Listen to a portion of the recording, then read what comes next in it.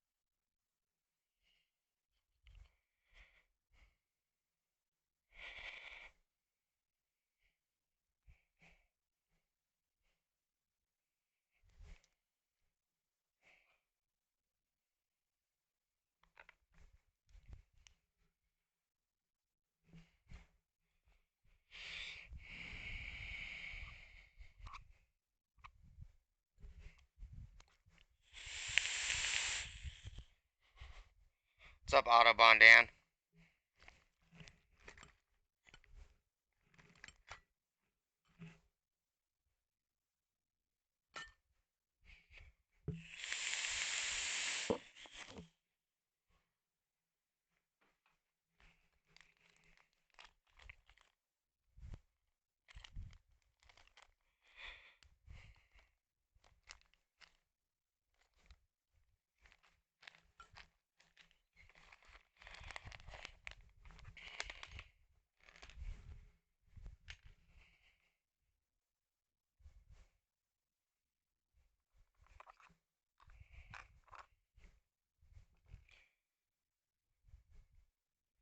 How many vapes? What do you mean?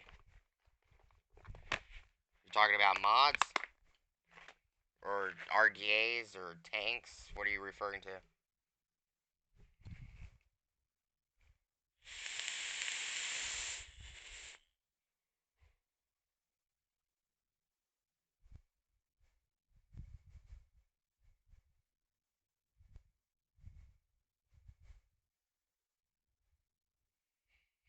Hey Stacy, how's it going?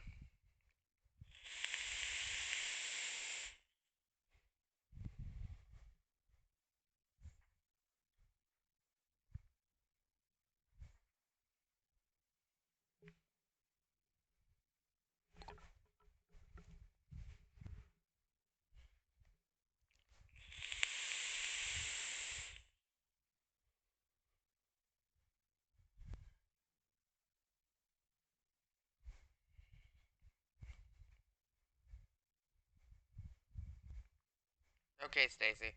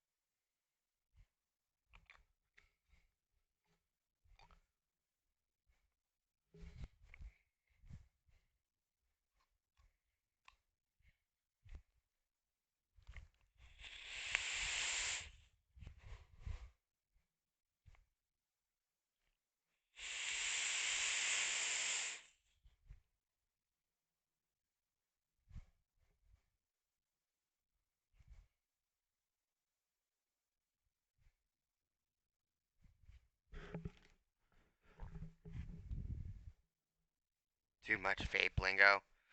A mod is the box.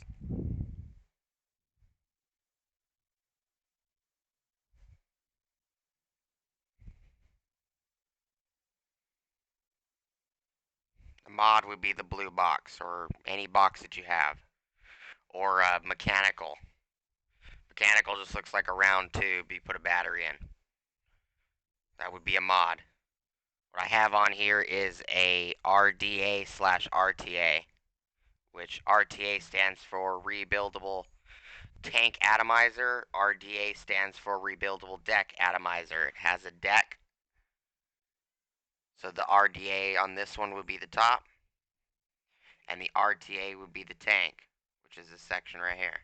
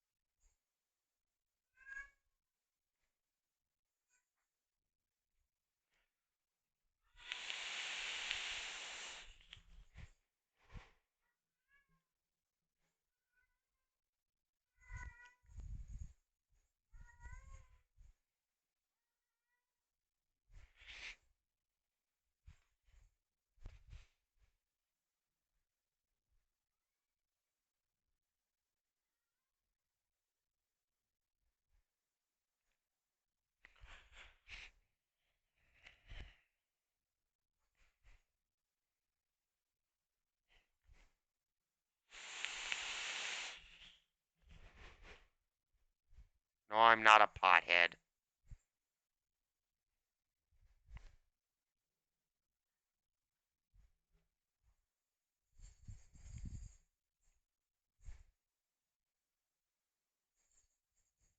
Yeah, there's room for the batteries to swell if they do swell, yeah.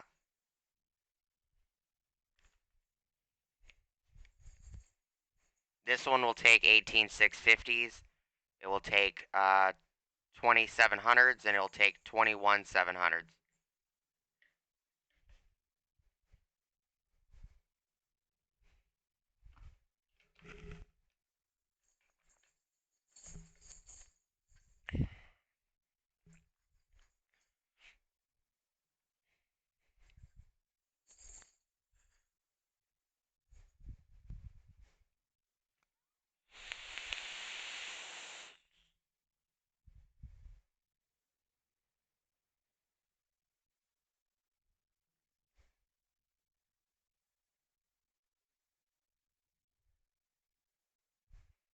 I'm guessing you mean what is a good car to buy under 5 grand?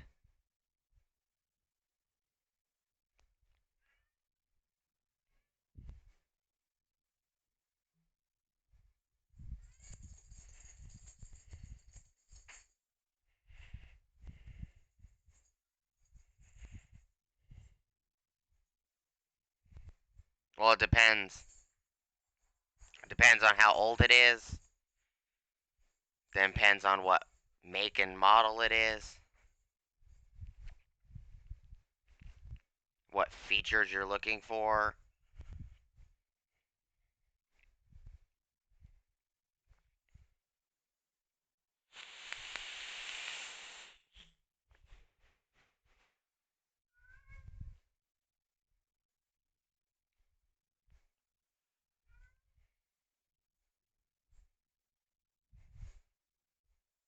Well, if you look at older Jeep Jeep Grand Cherokees are a pretty good buy for under 5 grand.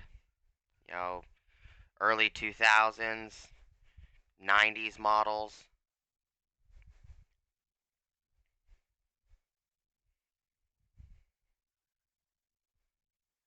If you're looking for a car, um, Toyota Camrys are a pretty good buy if you're looking for a car.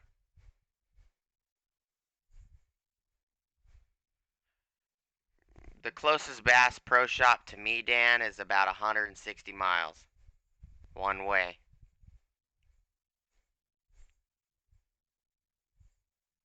Jeep Liberties are okay, but they have a bunch of problems.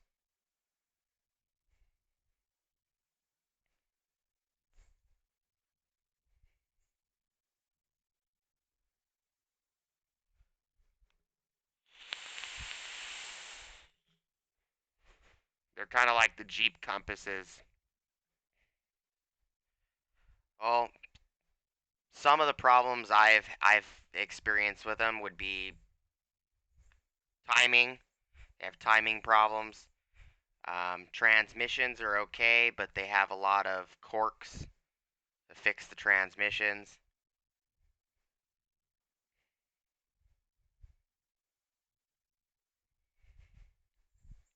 Oh yeah, Dan, I'm pretty sure they do, but I'm not going to drive 160 miles one way just for a Plano box when I can drive 10 miles to my closest Walmart and get them for a couple dollars.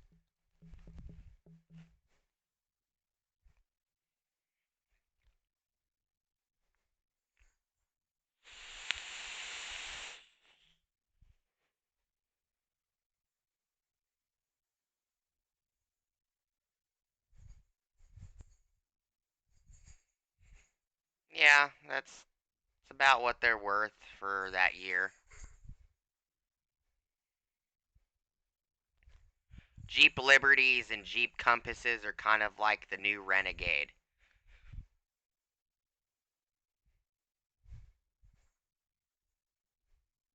Hey, 57 Chevy, how's it going, man?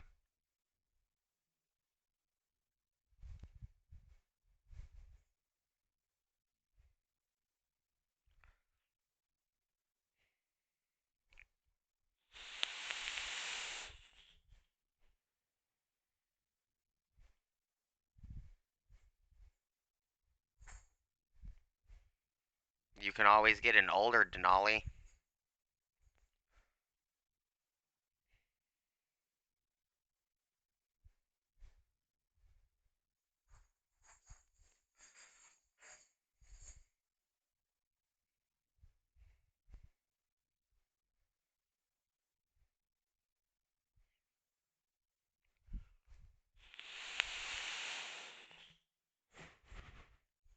Are you referring to like the Yukon Denali?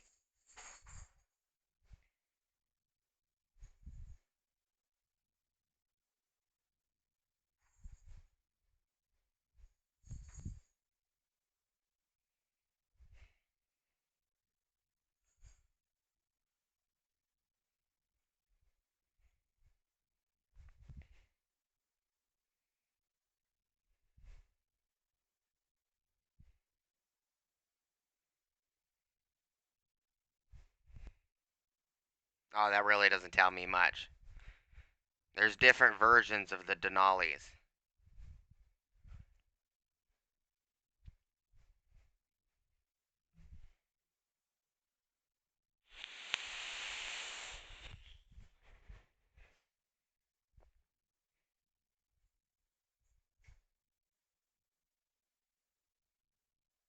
The Denali is just a package style. I don't know if you're gonna find something under $5 grand that's a 2009 and newer.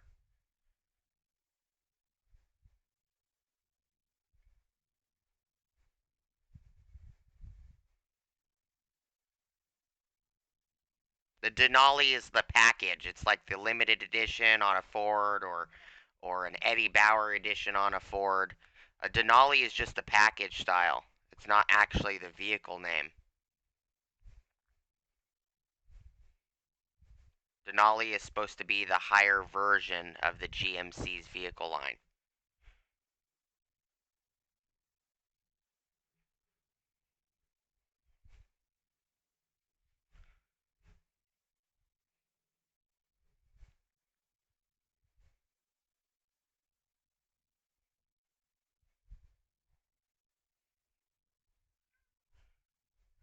I would have to disagree. Florida isn't the only place that sells cheap vehicles. Exactly. The Denali is one step below the Cadillac. Yeah. Exactly. It's a code word for luxury.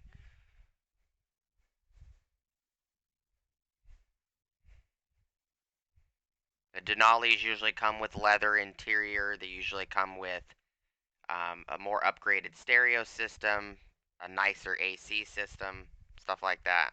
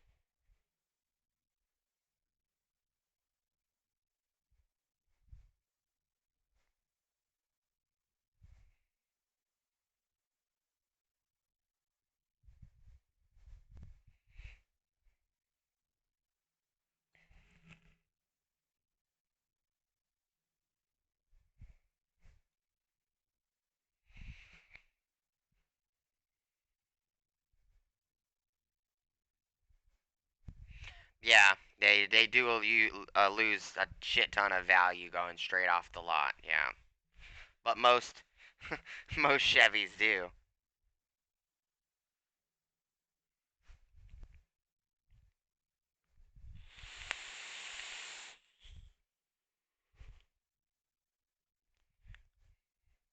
The new GMC Sierras are pretty nice. The with the uh, that specialty tailgate.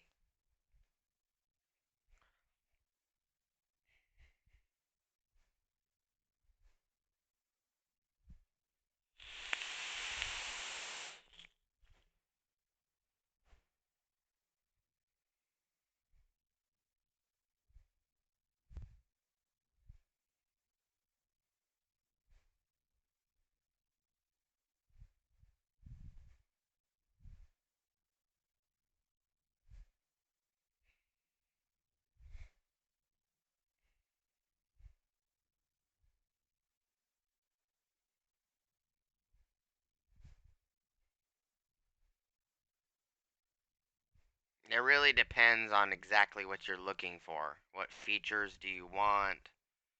It's not as simple as just walking up to a mechanic and saying, "Hey, what's the best vehicle I can get for 5 grand?" I can tell you 10,000 different types of vehicles that you can get for under 5 grand, but it's gonna have to be in a specific year range. A sexy car for cheap. What are you referring to? Like a Mustang? What do you consider a sexy car? Mid 70s, 80s, 90s, 2009, 2015. If you're looking for a newer vehicle, you're not going to get it for under 5 grand.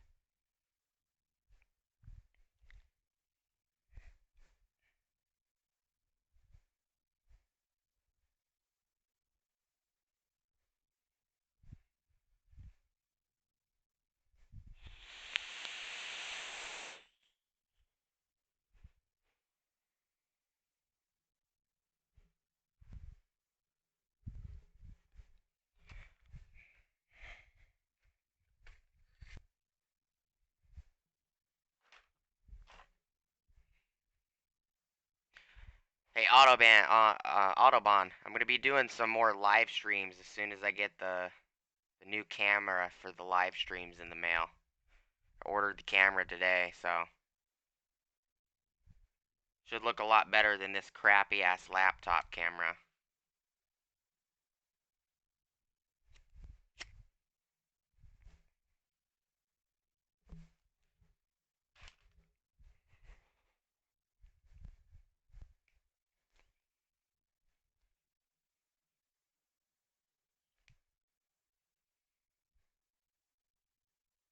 A doctor's car.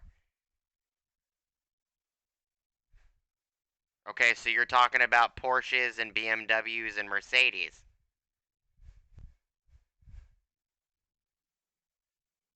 I don't really have any plans for the weekend, Chevy. Just probably relax and try to catch up on the 150 YouTube videos that I have to watch in my email.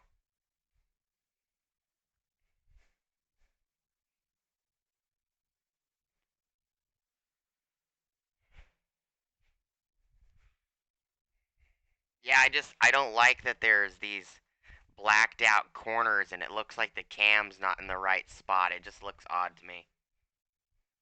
And I can't adjust it because there's no way to adjust that. So the new camera should be a wide view, and this camera is only a 720p camera that came on this laptop, so which is weird because it's a newer gaming laptop and they gave me a crappy ass webcam.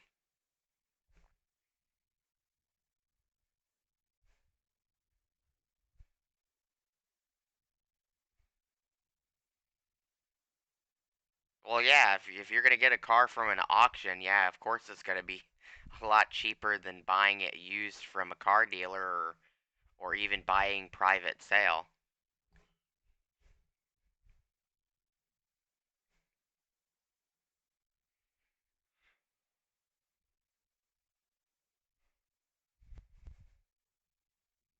But the new camera will do up to 4K on live streams, and you can do 1080p and 720p and 480p if you wanted to. But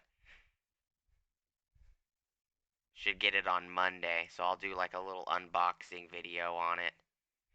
Talk about the specs, stuff like that. And then we'll give it a whirl.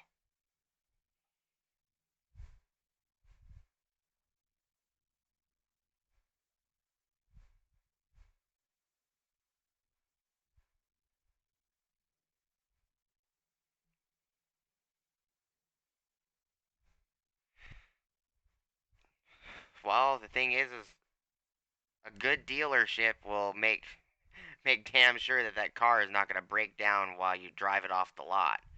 You don't actually always know what you're getting when you're going to an auction.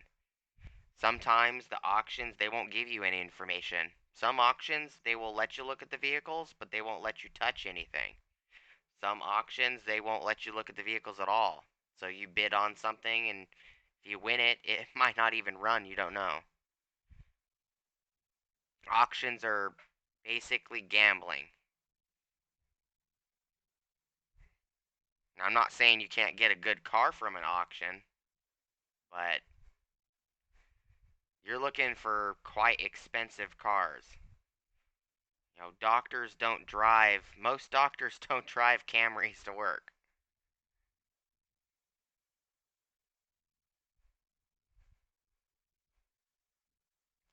Well, did you take care of the transmission? Did you do the intervals like you were supposed to? I have cameras, like actual physical cameras, not webcams.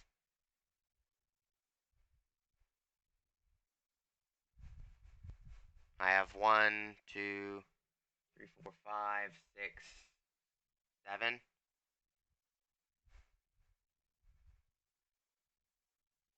But they're not web cameras. They're not meant to clip to your laptop or anything like that.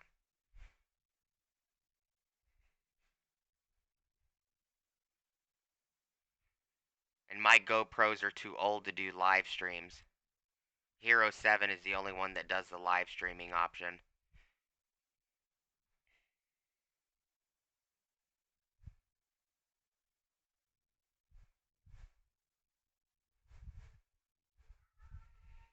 That's probably why the transmission went out.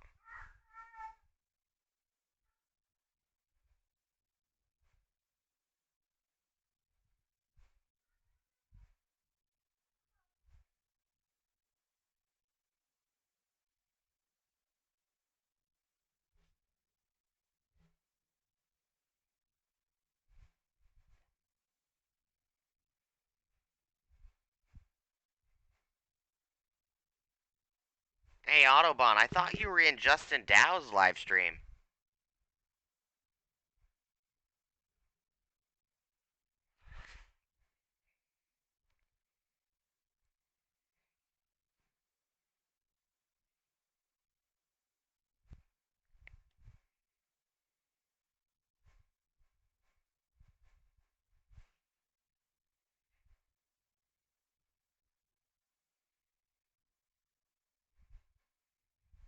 I'm using Streamlabs right now. Yeah, most digital cameras or DSLRs, you can't live stream with them. And most GoPros don't do it. I have 2 GoPro Hero 6s.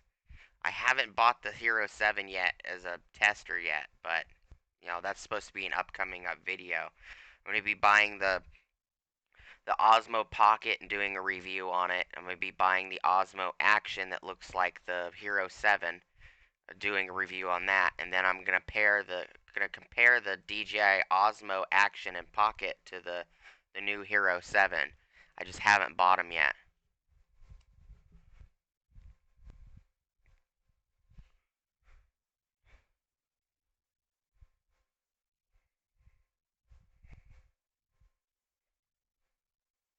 I became a mechanic because I was always fixing vehicles with my dad when I was little.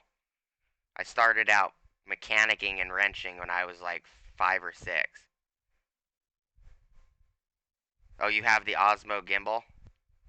How do you like the gimbal?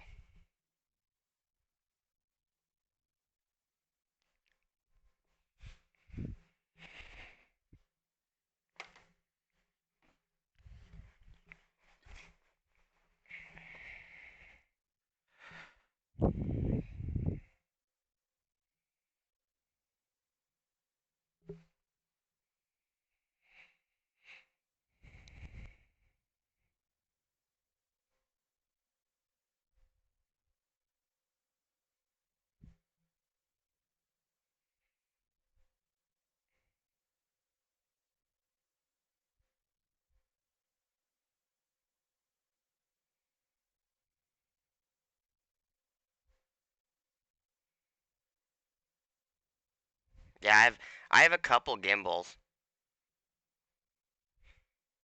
I have the Fiotech G Plus. I have the Fiotech, uh, the G6 and the G6 Plus, And then I have the Karma grip for the GoPro.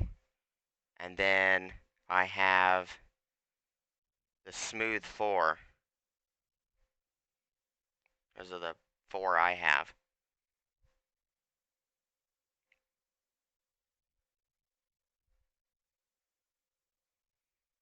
Yeah, I probably would have still have become a mechanic, because I'm not just a mechanic, I'm also a computer tech.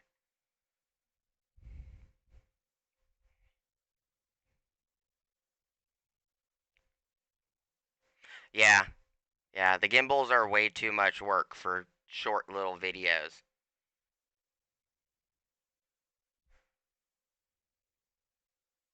What's up, Wrench Trench?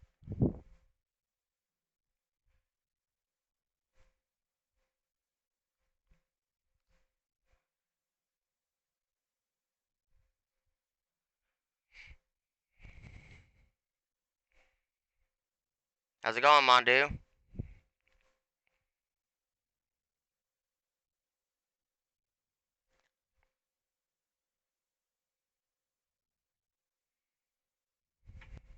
If I could have any career, what would it be? I actually like being a mechanic and a computer tech.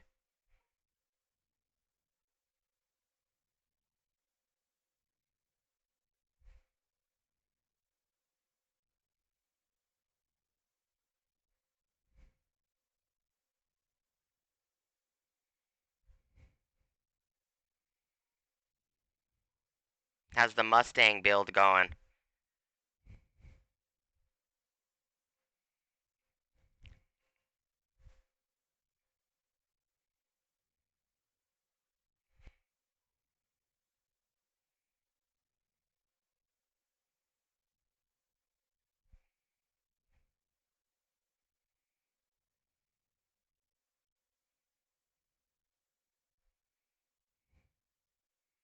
Almost done.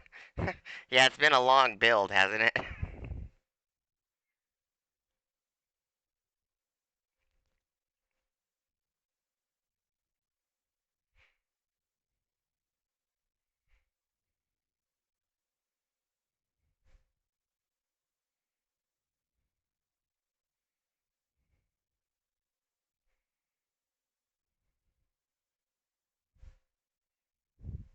It feels like it's been over a year since you started it.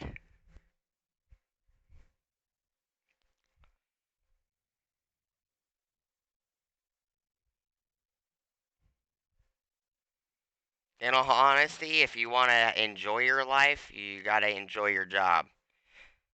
If you don't enjoy your job and you're just there because you're making money, well, that's not how you live your life.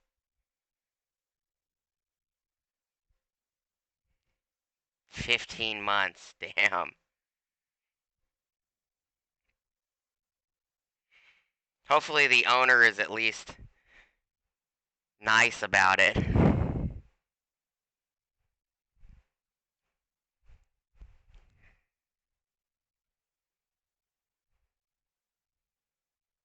Primary purpose of getting a job would be to pay your bills.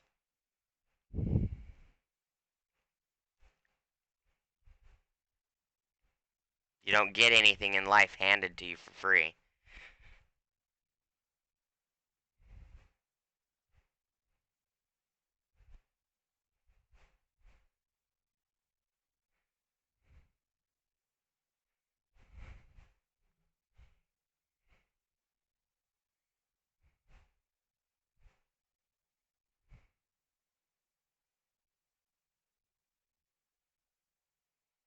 Yeah, you can be successful in your career or work and not be passionate about what you do.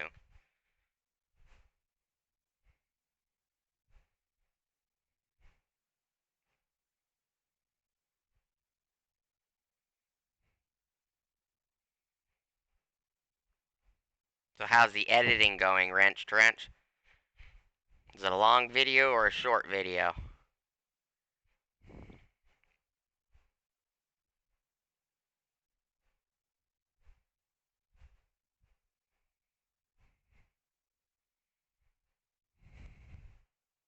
You make better decisions when you're rational and logical.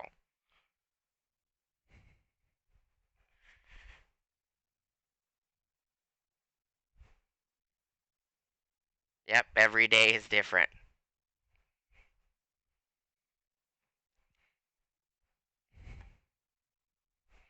Some days are long days, some days are really crappy days, some days are really good days. Some days everything goes super quick.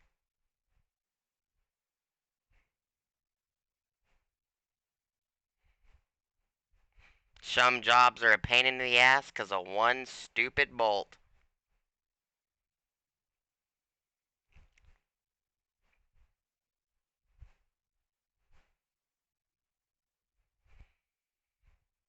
Are you looking for a job? Is that what you're asking me all these questions for?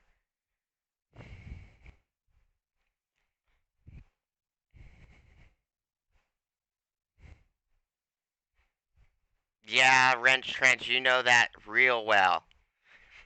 Like when the gaskets wouldn't seal.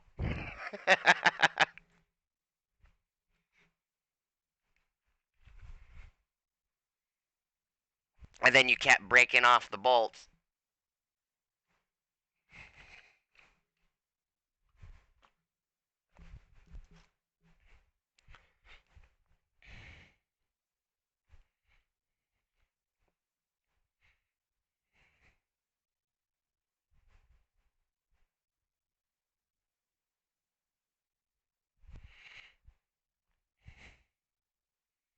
Yep. Yes, they can. Bolts are not fun.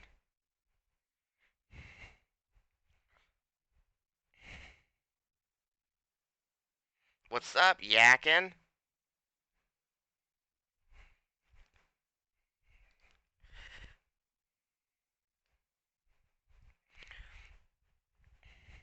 Yakking definitely has to have a hat.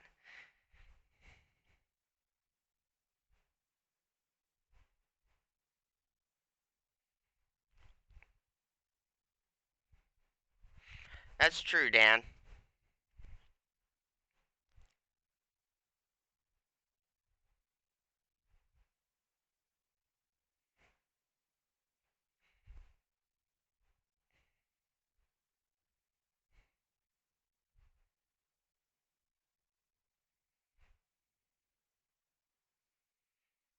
Oh, that's awesome, 57 Chevy.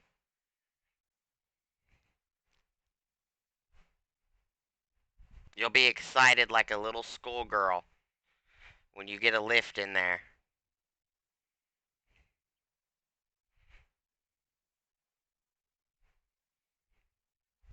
No, I'm not in New York.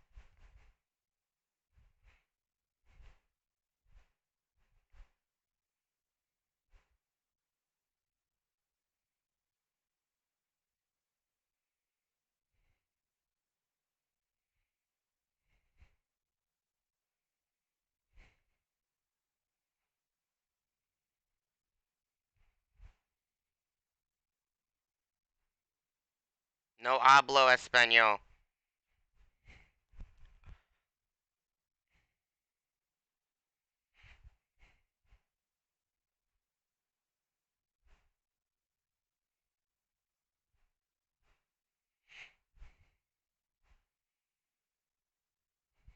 How's your day been, bearded?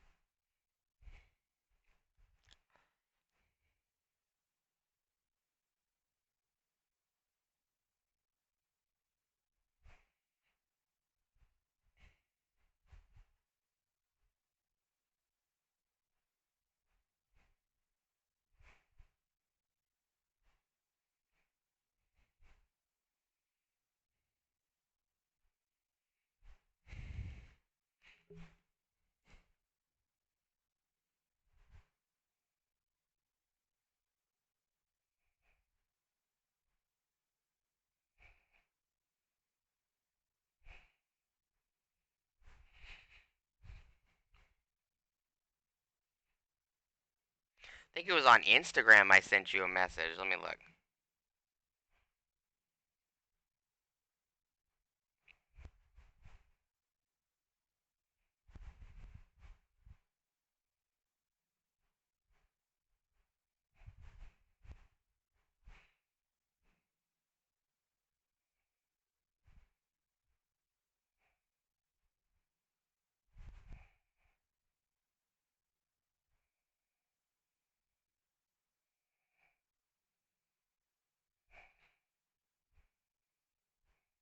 There you go, yakking.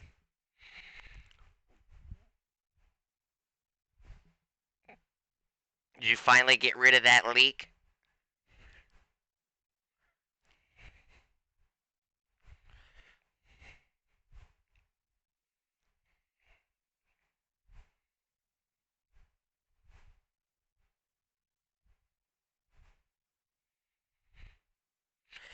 The EOS M50 is not a bad camera. It's got a good focal range.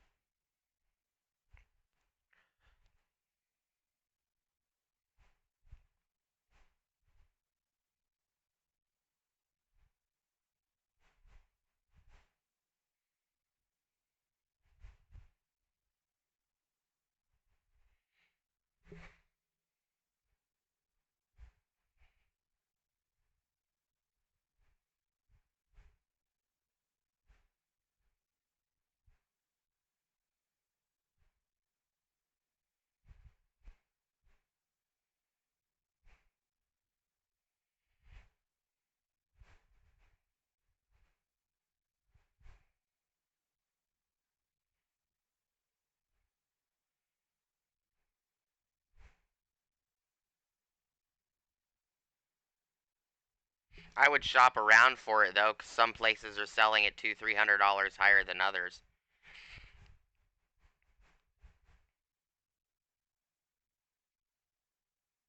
It's always nice you can add extra lenses or different length lenses also.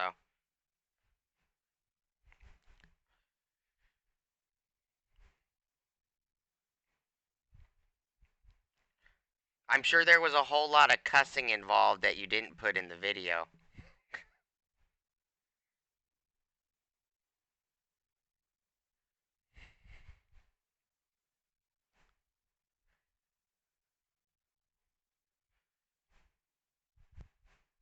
The M50 is pretty good at 4K. And I do like the LCD screen on it.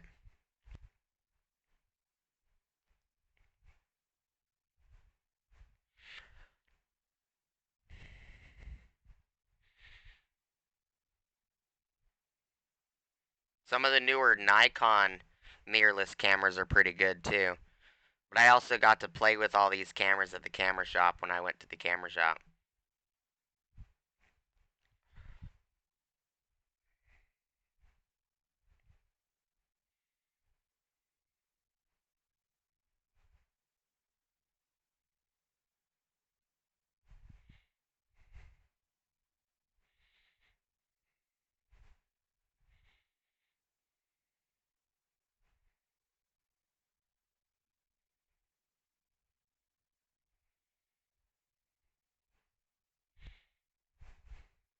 Yeah, the camera shop owner was pretty cool.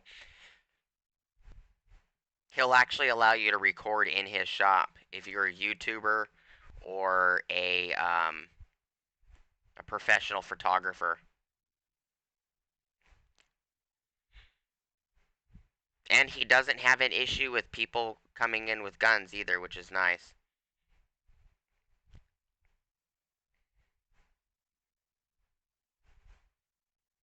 Because I left my gun in the truck because I wasn't sure. So he asked me about my gun because I had my holster on.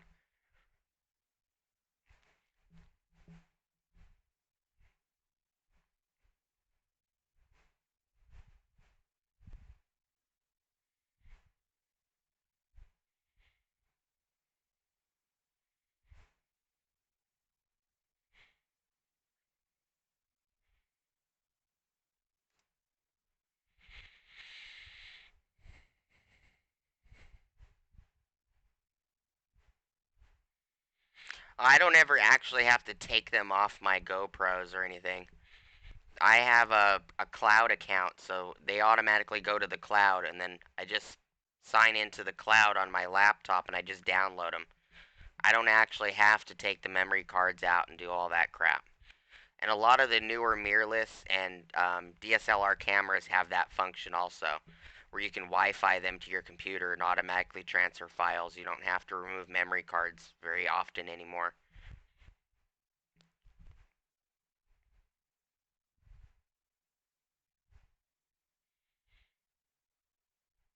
I very rarely ever use my phone to record, even though I have a 500 gig memory card in my phone.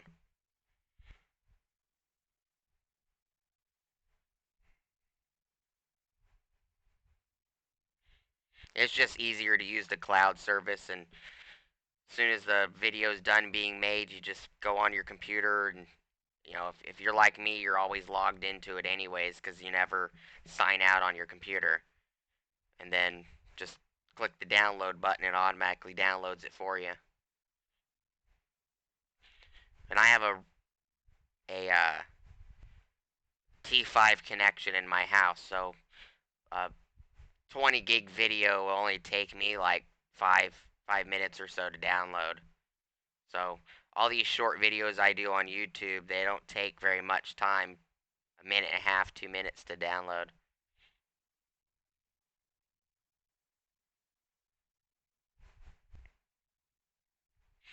There ain't nothing wrong with using your phone.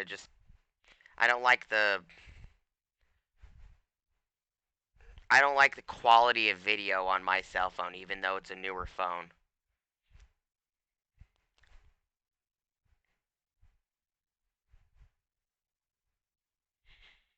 I don't like the graininess. My phone takes better pictures than my GoPros, but my GoPros take better video than my phone.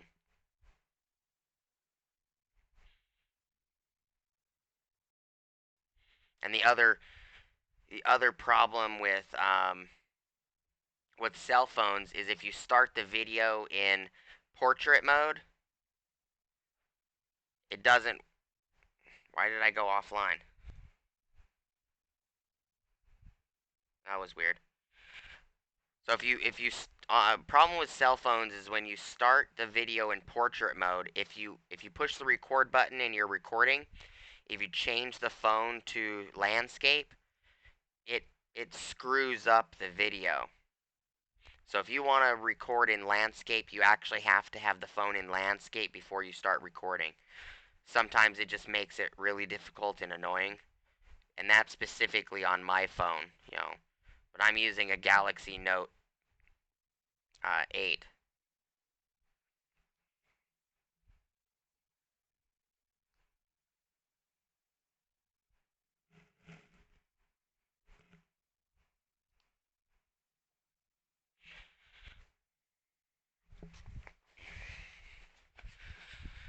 For whatever reason, the YouTube connection went bad for some reason.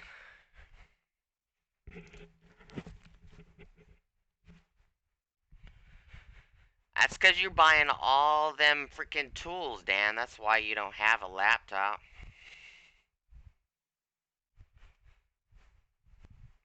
I also do a shit ton of editing. Editing on my phone would drive me nuts.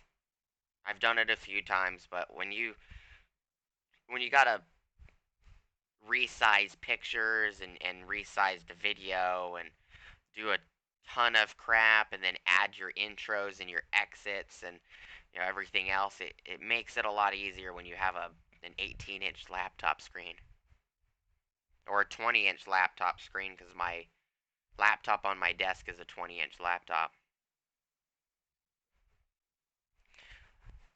Later, Mondu. Take it easy, brother.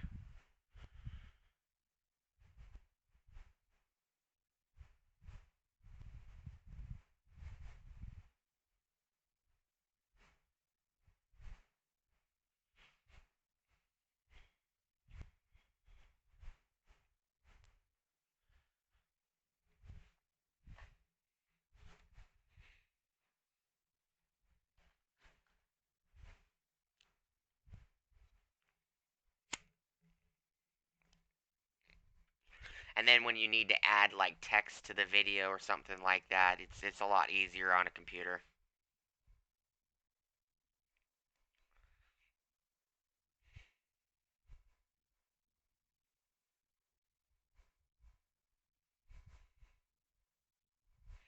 Yeah, I can see how it's a lot easier, because you're just laying on the couch and playing with your phone, and I have a bunch of editing software on my phone, but I only use it to edit the videos I make on my phone.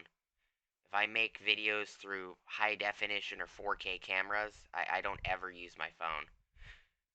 Because my Galaxy Note 8 is now 2 years old. I just paid it off. I'm waiting for the Galaxy Note 10 to come out, but Galaxy Note 10 is supposed to be a 4K phone where you can do 4K and 4K video and editing and everything on it. But I use my phone for business a lot. You know, payments, you know, like when I get a mobile mechanic call, I usually get payments through, they slide their card on my phone and makes life a little easier, and I have the S Pen where they can sign the screen.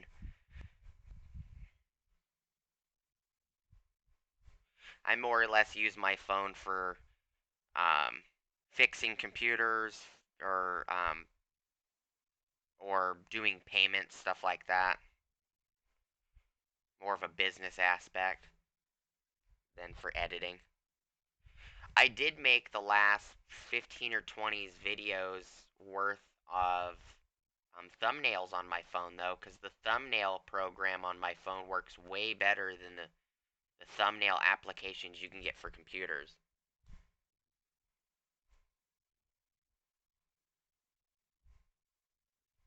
Hi, Orange Juice. How's it going?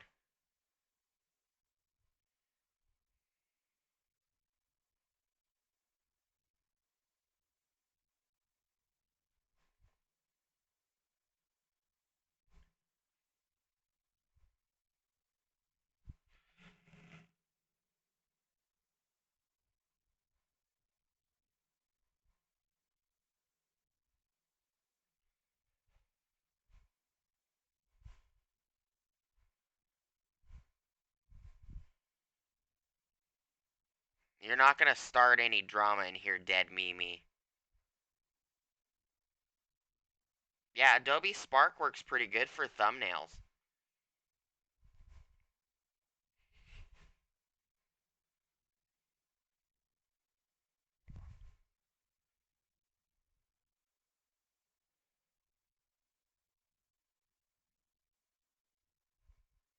Hey, Just Wrench It. How's it going?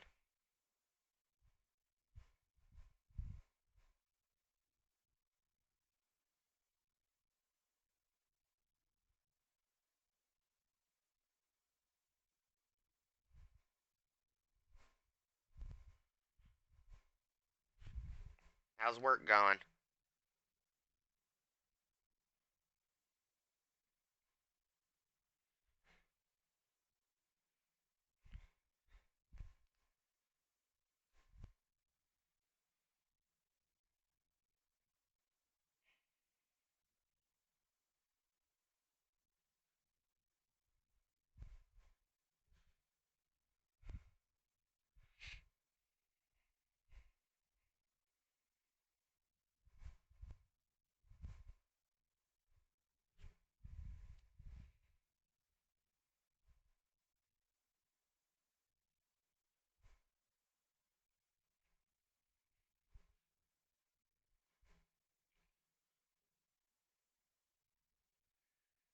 Keep going, and you're gonna get banned, dead Mimi.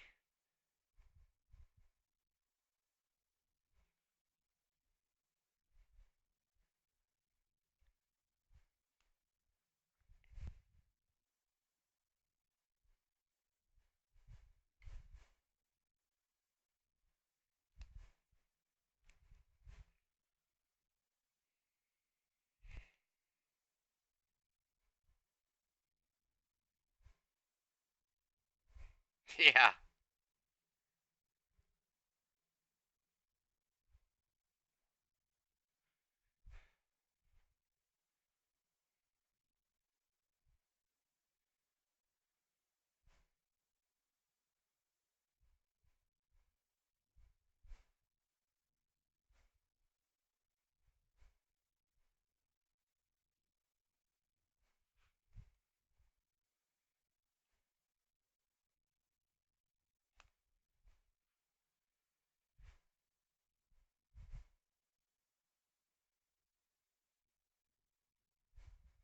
That's good. 500 views in 10 hours?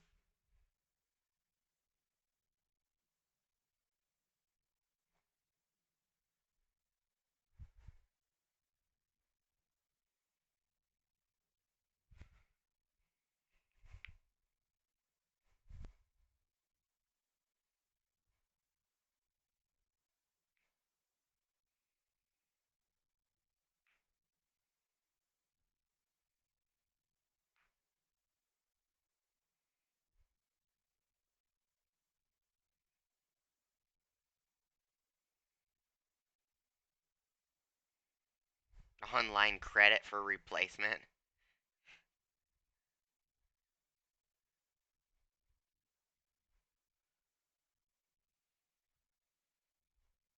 Don't you hate when they just won't replace it for you?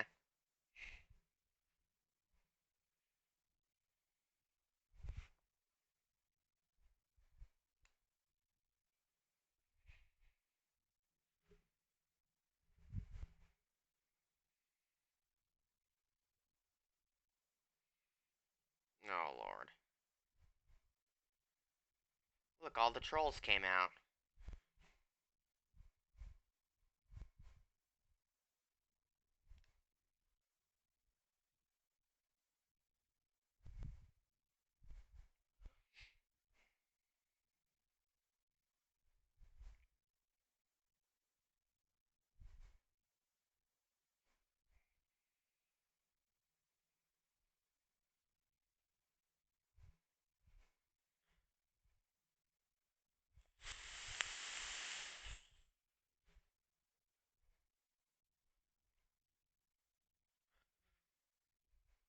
Hey, Joe Smith, how's it going, man?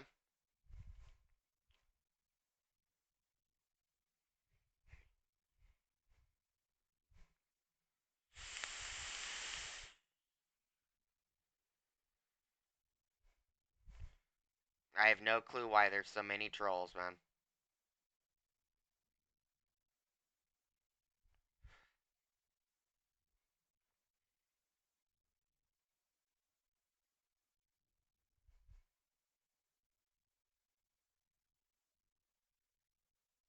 They probably got kicked from Justin Dow's stream. That's probably why they're here.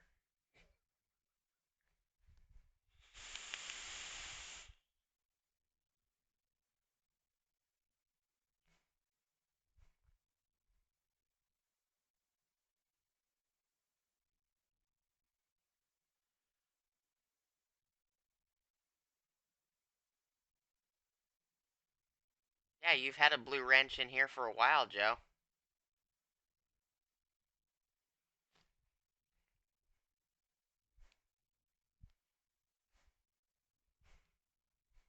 Just haven't done a live stream in a while.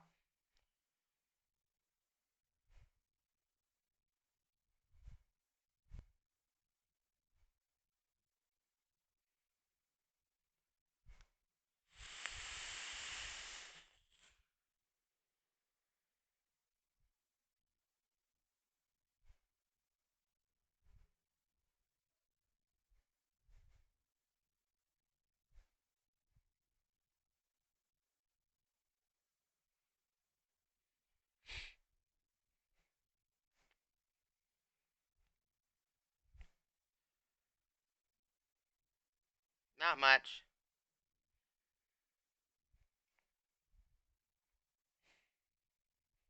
Just trying to stay out of the heat. Haven't gotten any mechanic calls for the week, so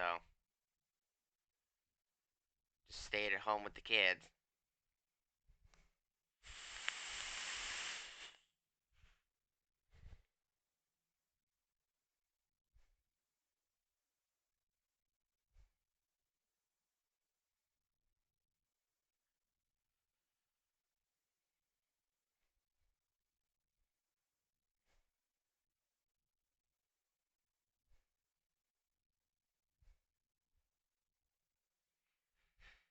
Oh, Lord.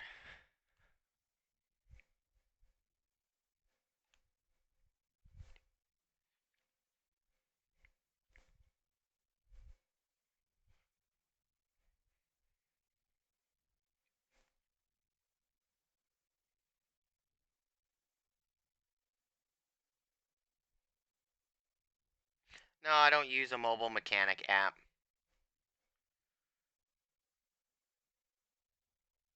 I have a bunch of fleet accounts. They usually have me show up and fix their vehicles either on the side of the road or they don't have the time to do an oil change in the shop, so I'll take the oil out there and I'll do it on the side of the highway so they can get their load on the road. Stuff like that.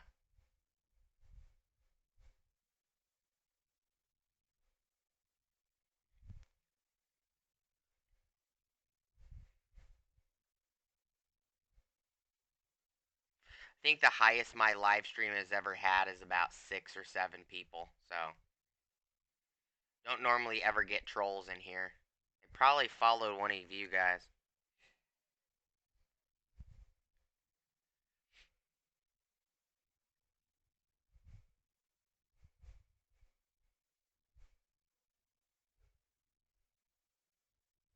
They actually probably followed Autobahn Dan because he's got like a cult following.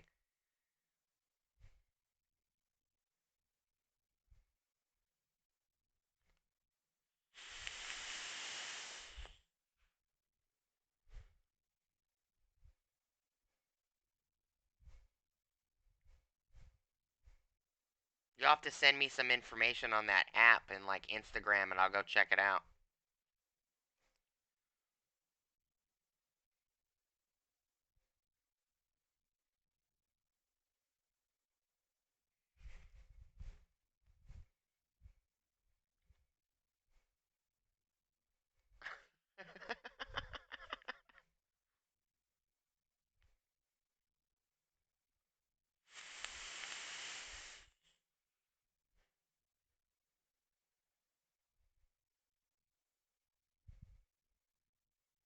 No, exhaust work is always fun.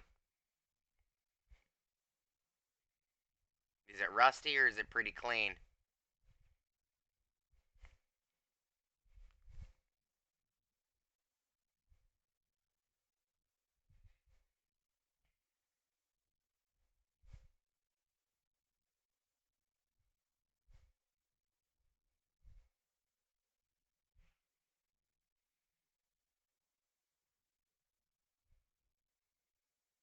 No, that's not going to be fun.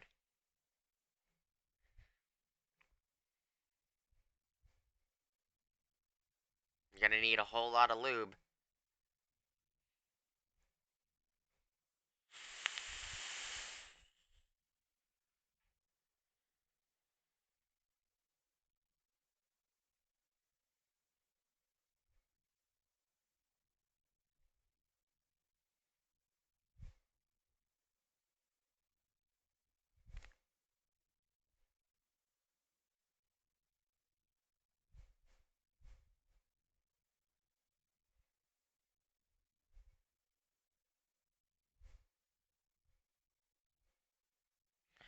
I don't know, it depends on the Audi, because if you take the exhaust off some Audis, they sound like little pipsqueaks.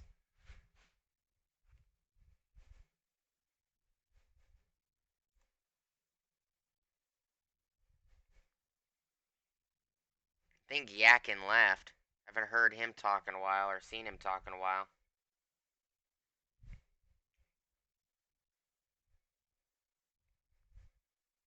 Oh, Jay Young is live.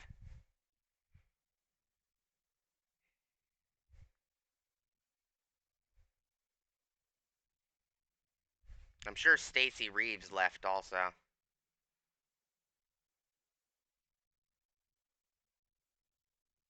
Oh yeah, those are loud.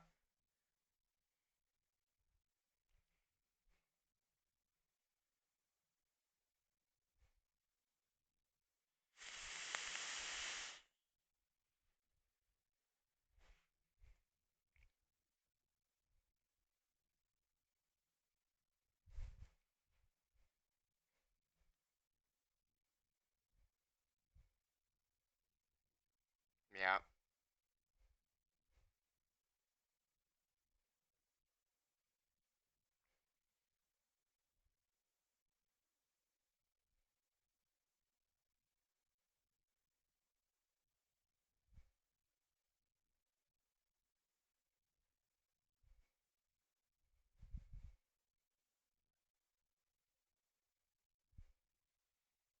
Oh, really? Didn't know that. I haven't been on Craigslist in probably 5 or 6 years.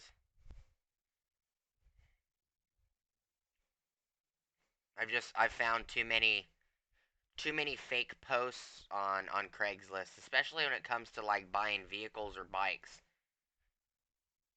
You know, you'll email to wanting to contact them for a bike or something, and they say, "Oh, well, it's a Craigslist post in Phoenix, Arizona, for an example," and they're like, "Oh, well, the bike is in in Minnesota, and they give you some sob story about, you swear up and down it's like a freaking computer just typing some story. They'll tell you like, oh, their uncle just died and they inherited the bike, and it's technically in Minnesota, and then when you try to get more information about the bike or the car or whatever, they always give you some bull crap like they don't know, or you can always tell it's fake. It's not real.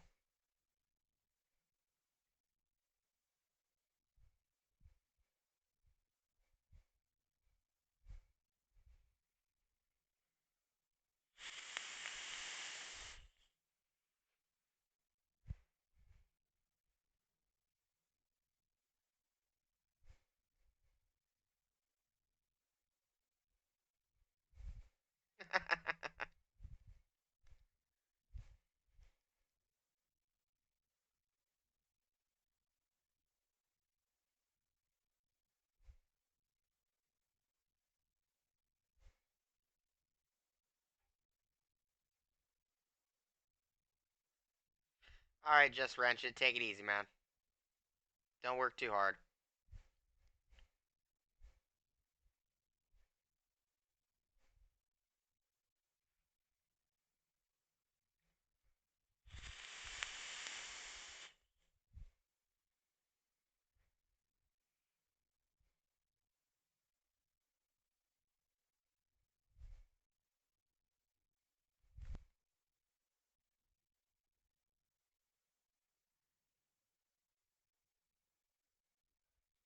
Been helping my wife on her videos lately, so I haven't really done any.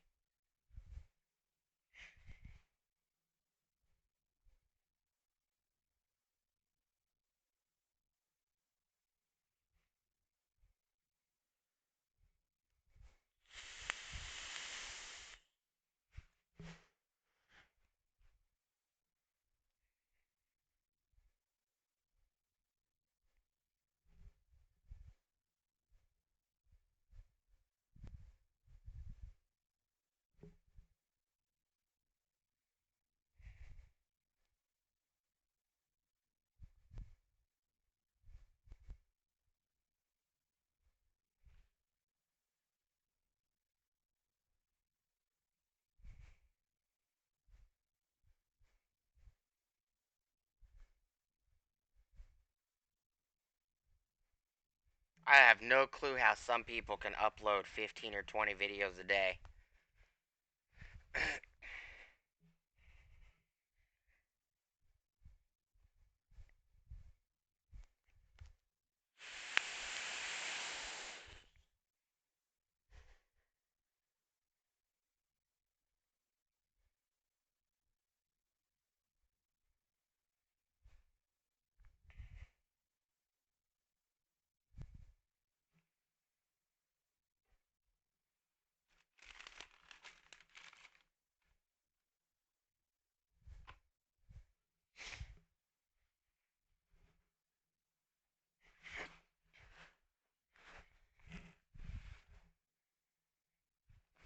Oh, and to answer your question earlier, Autobahn, I have about 22 mods, and I have, just to be more specific, I have about 30 RDAs, about 16 tanks, and I have a couple RDA and RTA combos, just to answer your question earlier.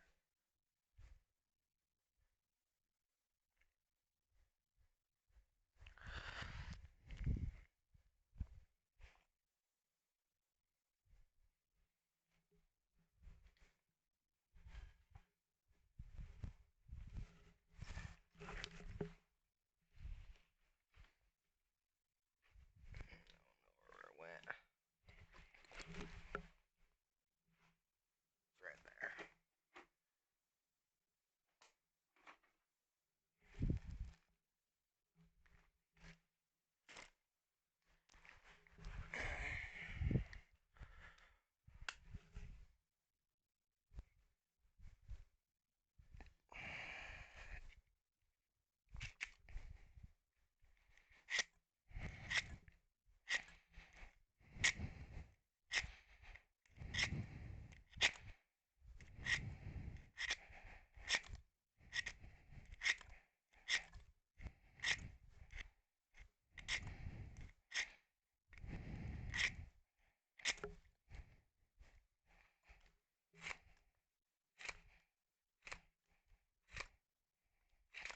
Still got to do a review on that DeWalt fan that I picked up. It's been about 6 or so months.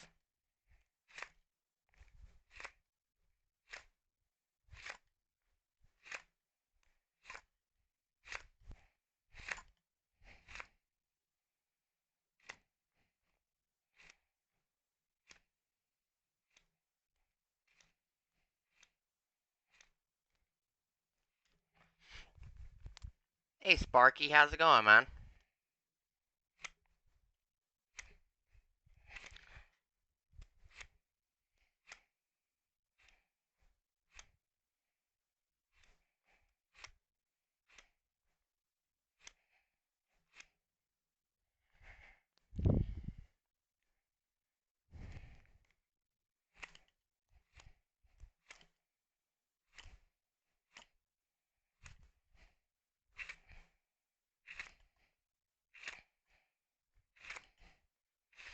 I may be doing a video as soon as I pick it up of some nicer sharpeners, knife sharpeners, and a couple axe sharpeners.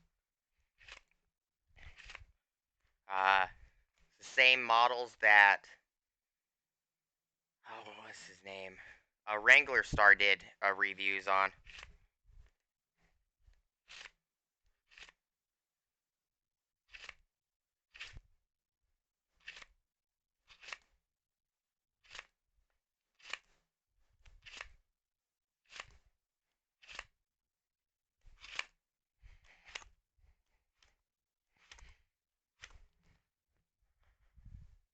It's a little better than it was.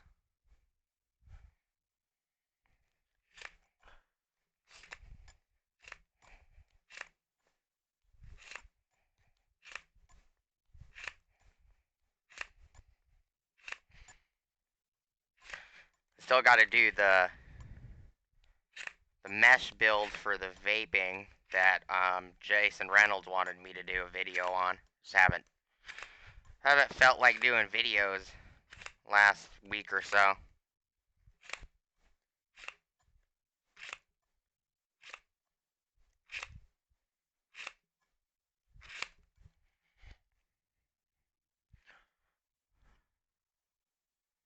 That's better.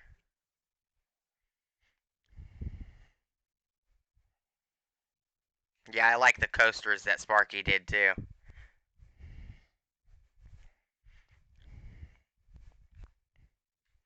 It's only easy if you have tin laying around, Sparky.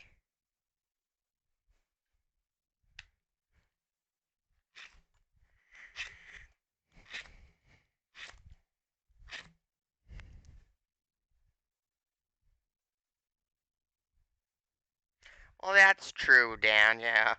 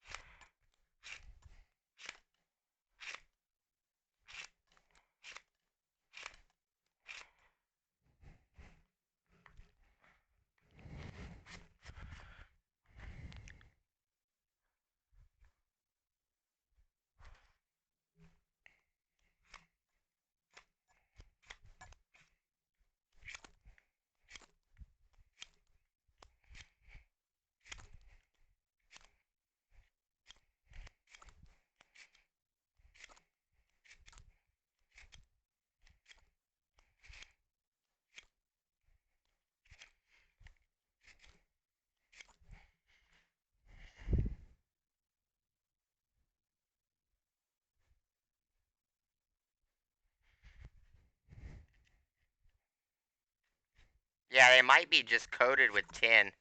They might not be completely tin. Might be like stainless with tin.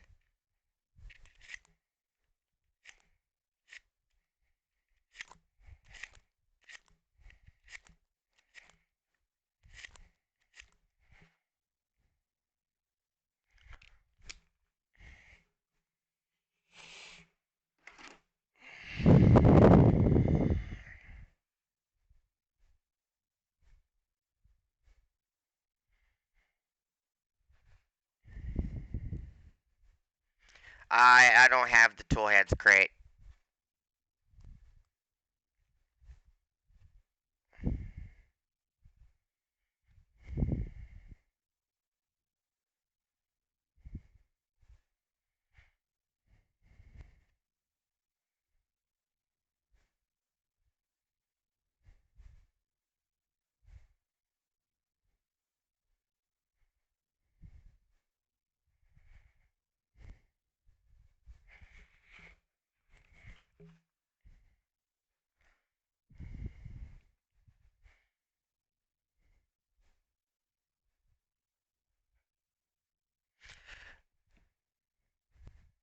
Yeah, I was thinking of getting the tool heads crate, but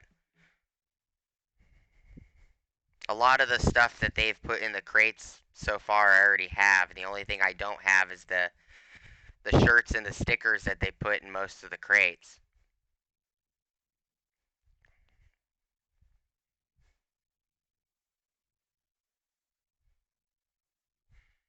I got 15 or 20 electrical pliers. I don't need another set of them.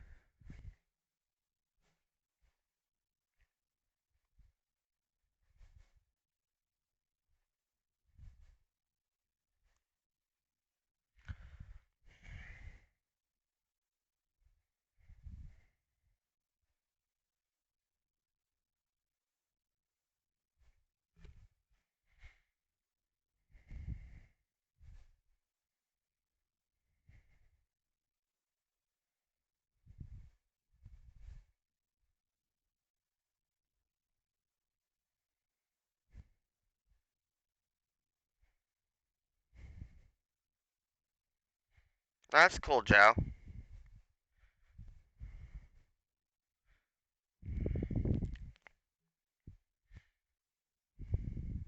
I also have a benzomatic propane torch.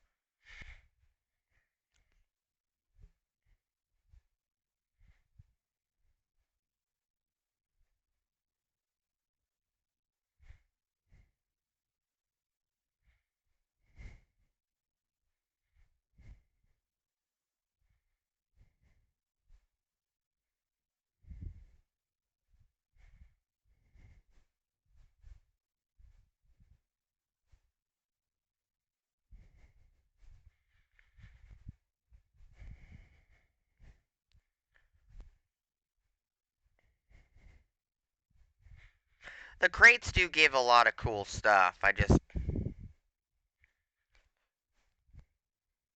for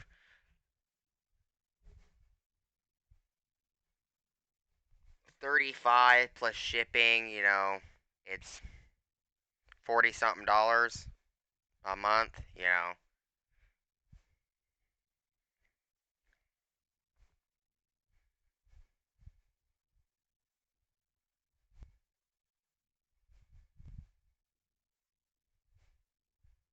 I honestly wish that they were. I don't have an issue with the $35 price tag. I think I have an issue with the shipping cost. You know, they can easily contact, the post office and get a deal from the post office where, the box is shipped for free anywhere in the United States. I think the people that should be paying shipping should be like, people from Canada or other countries. Honestly, think the shipping in the States should be free.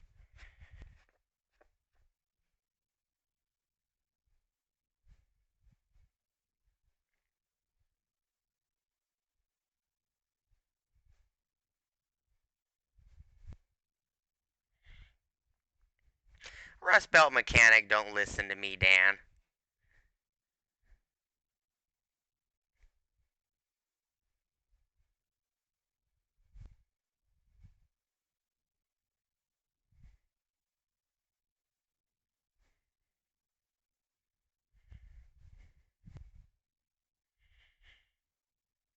Yeah, certain places are different prices though for shipping. If you live on the West Coast, it's almost $15 for shipping. Well, in my area it is.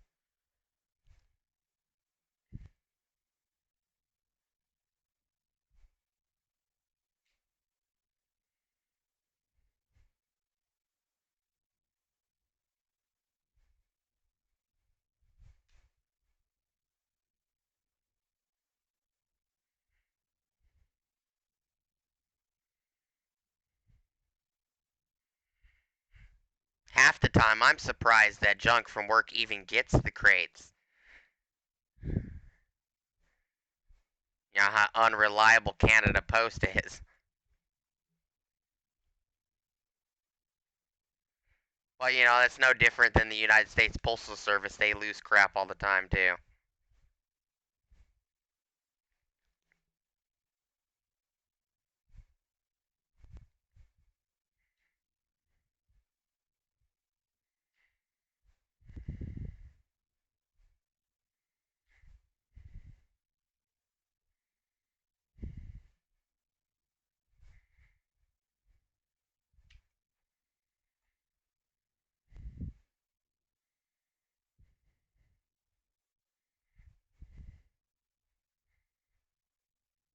I remember the last video I watched, Jason from Old Car Auto Guy. He got the post office sent him his, and the crate was just smashed. Big money JRC.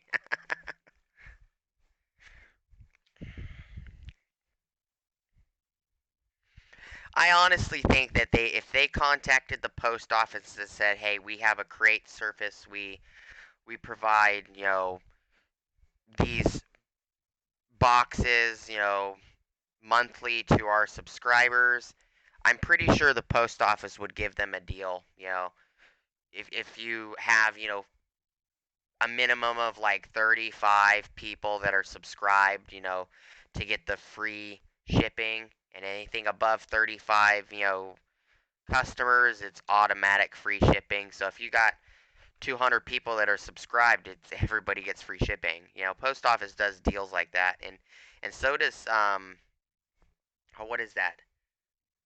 Stamps.com does stuff like that too.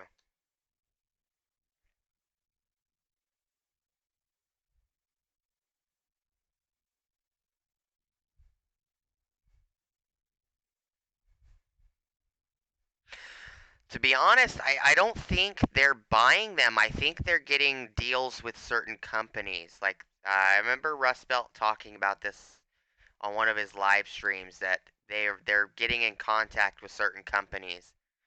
I think some of the items are samples. I guarantee you that the shop rags aren't samples. They probably bought those, unless they were sent by a company that they sent them a couple thousand of them or whatever.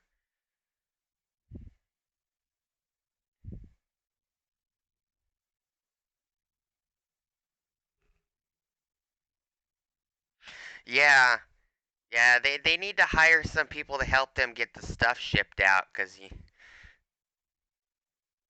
know, them doing it themselves, you know, when they hit 3 or 4 or 500 subscriptions a month, it's gonna be kind of hard with 2 people or 3 people, and you know, your girlfriend doing it.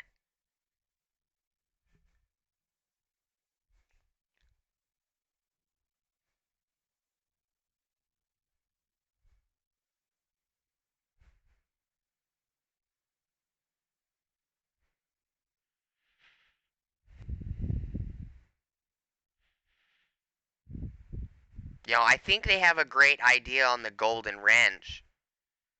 I think that's a awesome idea. You know, randomly it's put in a specific box and you win the more expensive tool for that month. You know, it's a pretty great idea.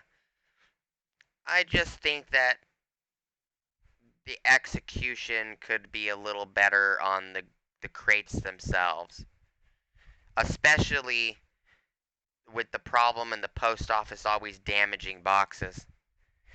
And the sad part of it is I get more damaged packages from UPS than I do the post office. But my post office always loses my packages, so it's, or they deliver them to the wrong address. So I think I'd rather have a damaged box than it be delivered to the wrong address and have to wait another week for them to freaking get me my package.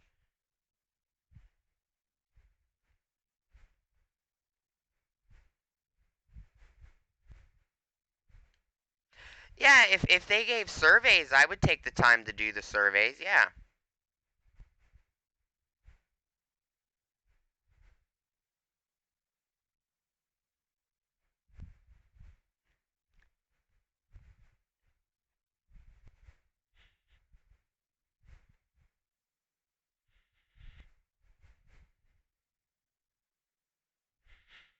You know, that would be a good idea if, you know, like Rust Belt or JRC or Captain Ron, if they put a little survey ticket in to the boxes, yeah, that would be something I'd fill out.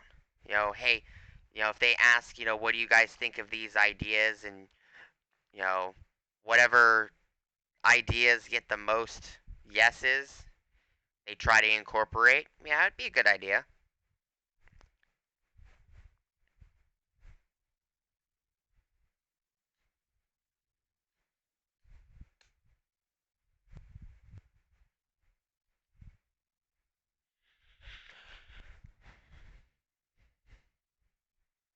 I think Sparky left.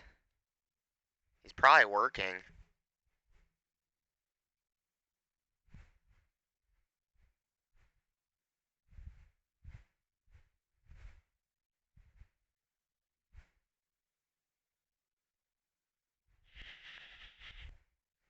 Oh, there's a ton of tool companies that can send you tools for free. It's just based off of whether they want to send them to you or not, or if you have enough subscribers or enough fan base or audience in order for them to send it to you.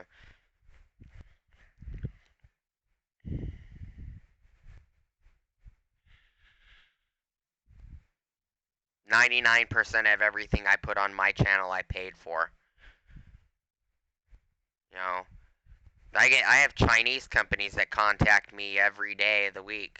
Hey, you test our product, blah blah blah. And a lot of them they don't ever email me back because I tell them flat out, if your product's shit, I'm gonna say it's shit. A lot of these companies, a lot of the Chinese companies, they actually want you to give them a good review, whether the product sucks or not, because they're trying to get their product out for sale. You know, like the watch I'm wearing right here, this just, you know, tracking watch for your steps and stuff. It's something I got for free in the mail. But I told the guy in the email, hey, if it sucks, I'm flat out tell you it sucks, because I'm comparing this watch against my $500 Samsung smartwatch. So I've had my smartwatch for 3, 4 years now.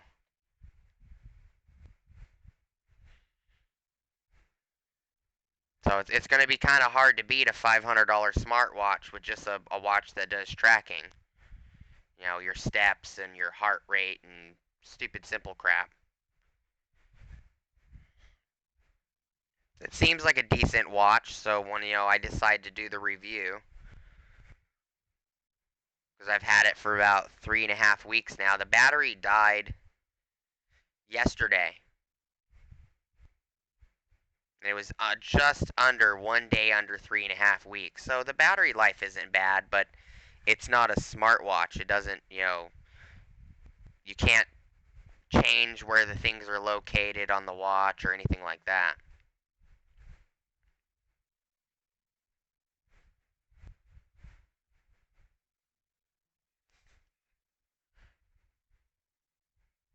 That's true. You can get a better kickback if you're selling your own products and put your own name on it, yeah.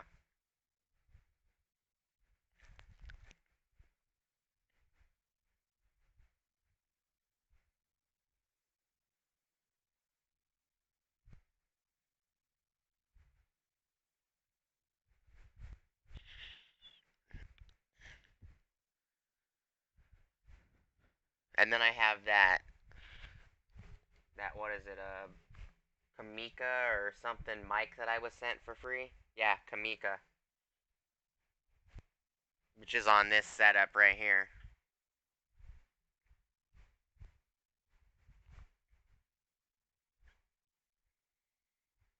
And I'm still doing reviews on this one.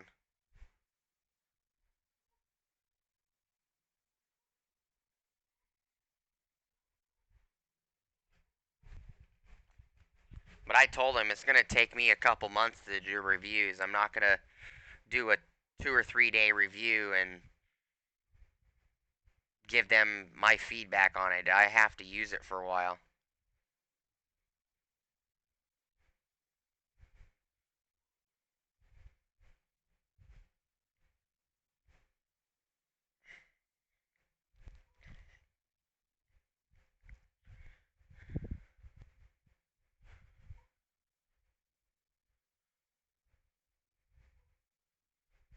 Haha, funny.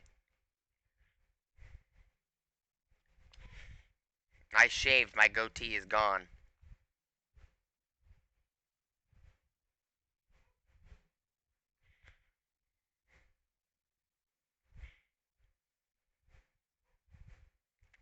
You're just jealous because you don't have a handlebar mustache. That's what it is.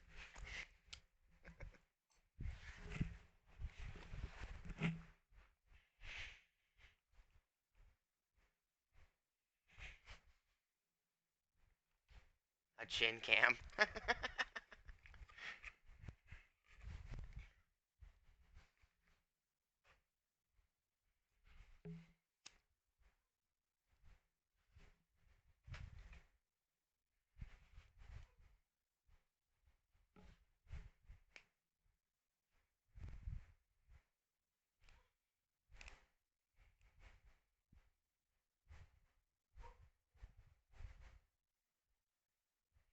I haven't done a review on it yet. Um, I've done a toolbox tour, but I kind of need to do another toolbox tour because it's got a ton more crap in it than when I started. When I did the first toolbox tour.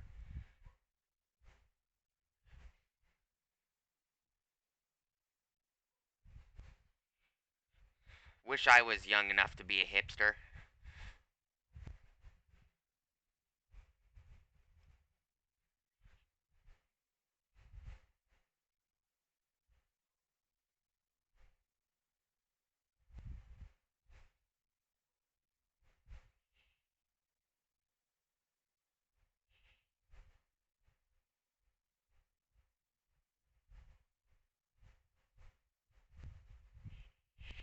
Yeah, I like Joe's idea too. And promoting channels through, free with the channel stickers isn't a bad idea either. But I don't think I'm going to be doing channel stickers until I get to a larger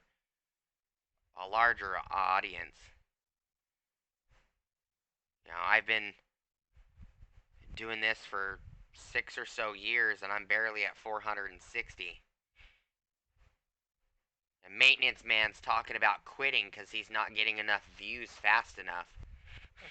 Try doing it for 6 years and being at 200 subscribers for 4 of those years. Not everything's about subscribers, in my opinion. If you have good content, you'll bump subscribers pretty quickly.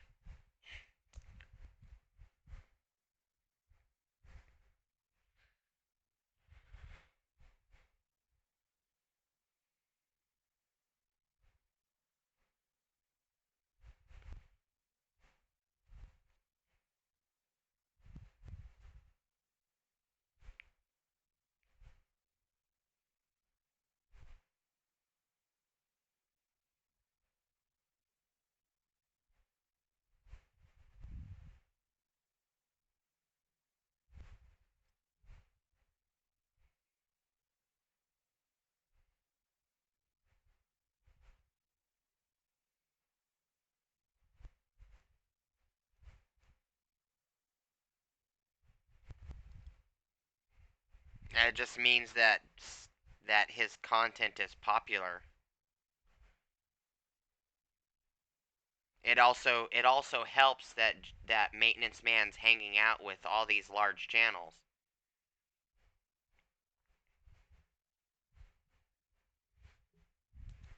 You know, maintenance man got his name shouted out by Den of Tools.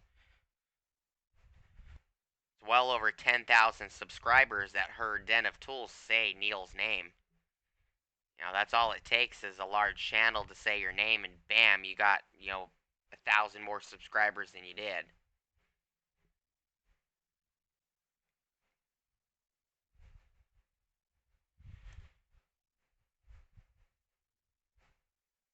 Right? Right, Dan?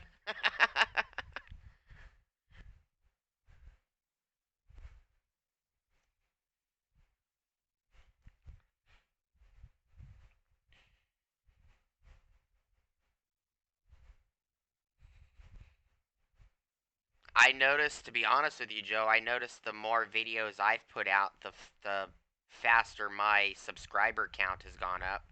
So if I do 2 videos a day, or, I spend 4 or 5 months doing 15 or 20 videos or more, and then I release them 1 or 2 videos a day every day of the week, I seem to get more subscribers.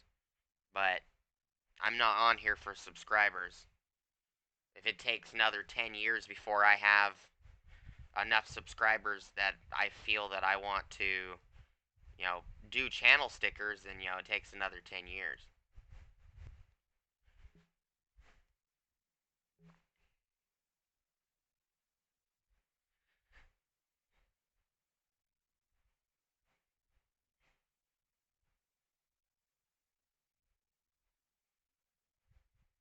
I don't do very many live streams either. I think the last 4 live streams I did were just video games.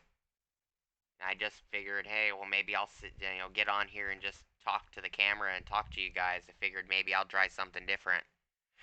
'Cause I haven't played video games in like 4 or 5 months.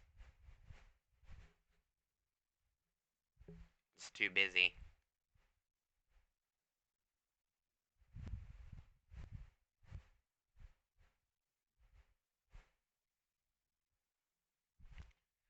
Yeah, that's 360 something videos, and I have 311 videos.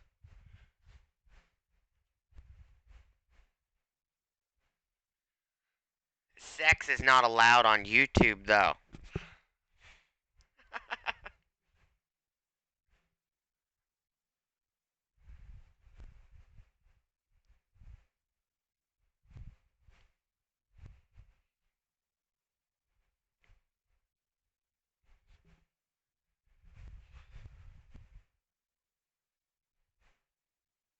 I mean, if you're broke, Autobahn, we can always put you on the street corner if that's what you're saying.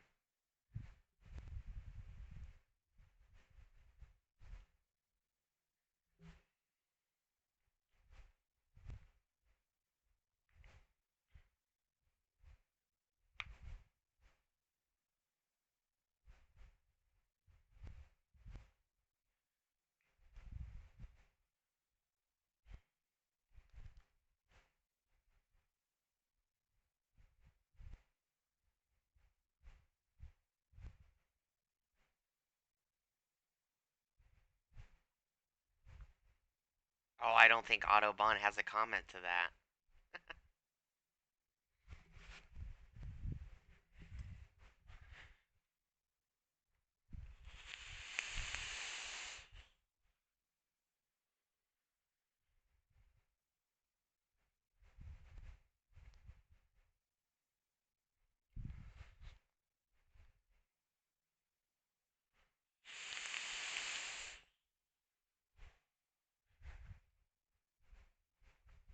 Who would pay to see Autobahn Dan in a pair of heels and some fishnets? Just curious.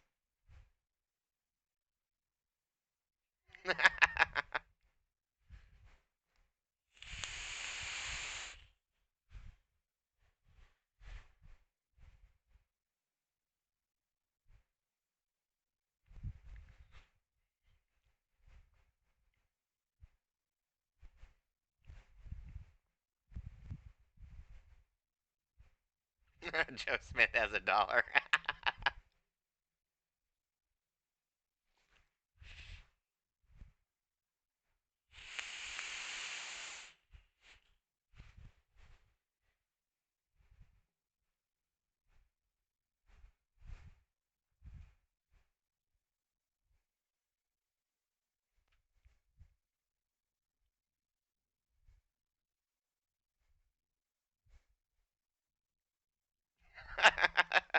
Or roll you around on a toolbox. You do know, Dan, that if you roll around on a toolbox, that makes you an escort. A high dollar hooker.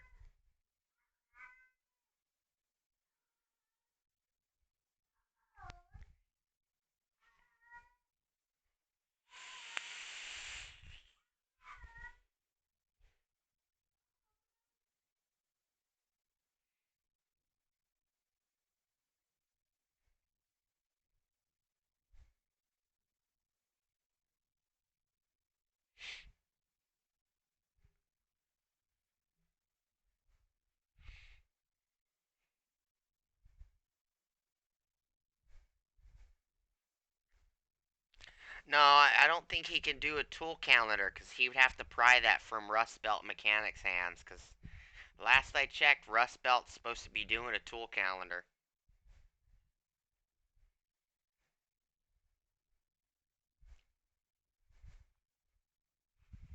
Exactly, Dan. Snap-on box. That would make you a high-end escort.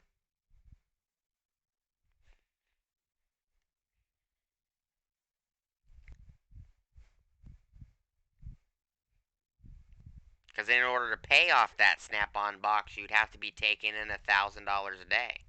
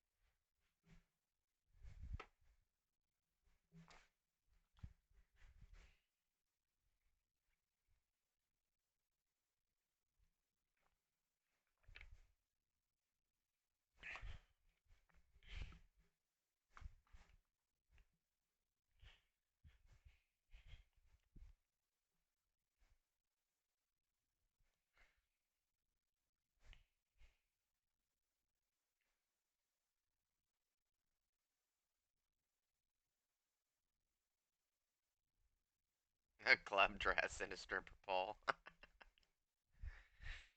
What's up, Mike?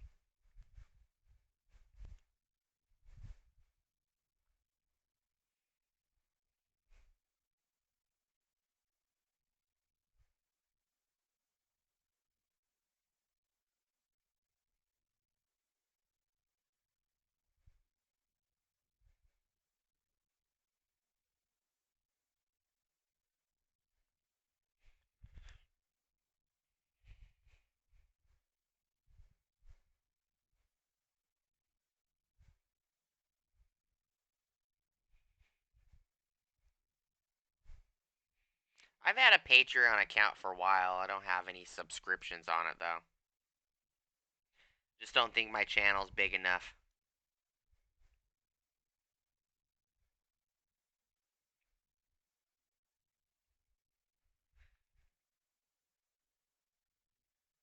I'm not even allowed to go into the maintenance man stream.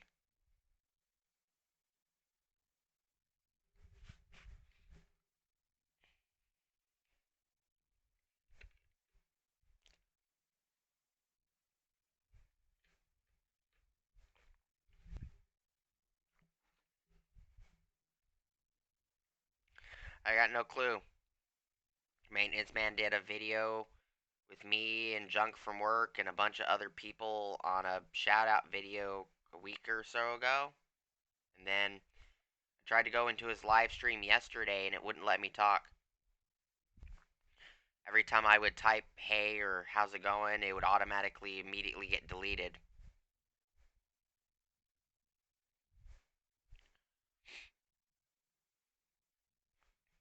And Maintenance Man's Instagram doesn't show up for me anymore, so I'm assuming he blocked me on both. Oh, did he really? Yeah, when I realized I couldn't talk yesterday, I just left.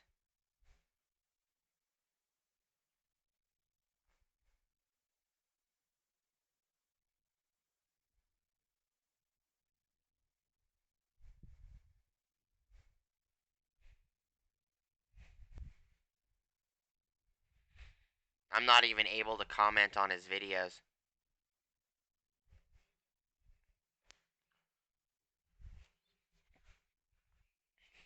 I thought maybe it was a YouTube problem, but when I went into other live streams, I was able to talk fine, so.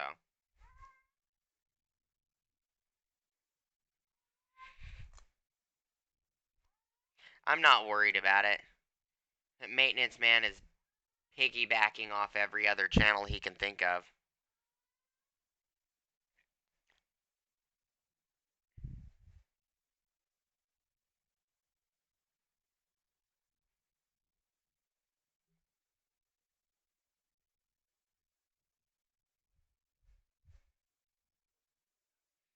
Brad Workbench? He argues with everybody. If your opinion doesn't match his, he argues. It's just the way he is.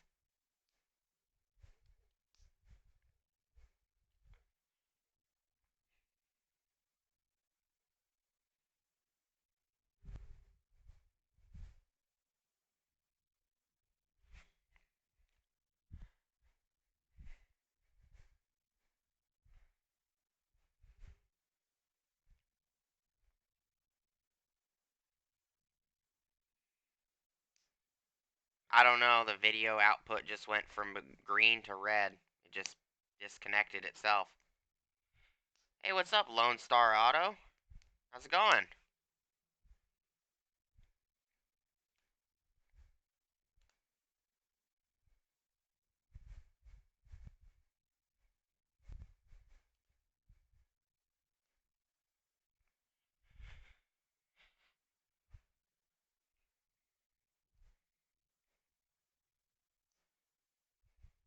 It can't be my internet connection.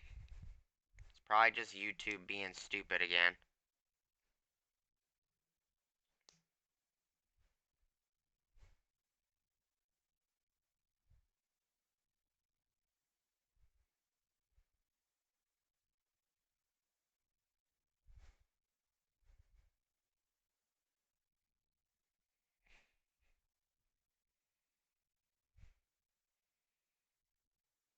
Maintenance man, he blocked me.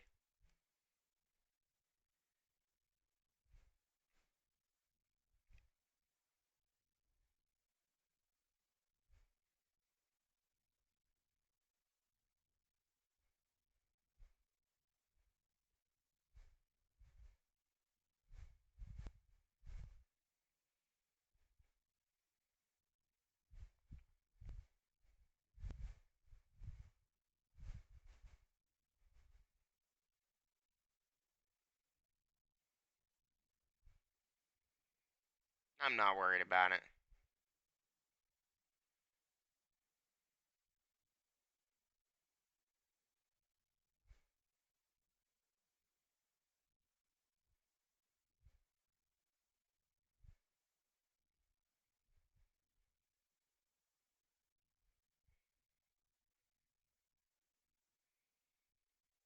Yeah, when maintenance man gets drunk, he kind of pushes everybody's buttons, is from what I've noticed.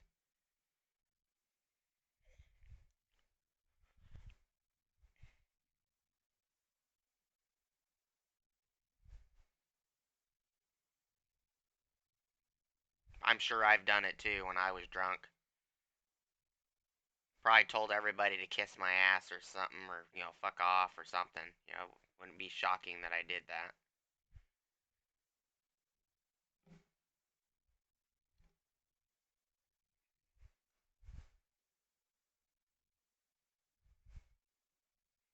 I don't think getting on a live stream once a week and getting drunk and having a conversation is really a good idea, though.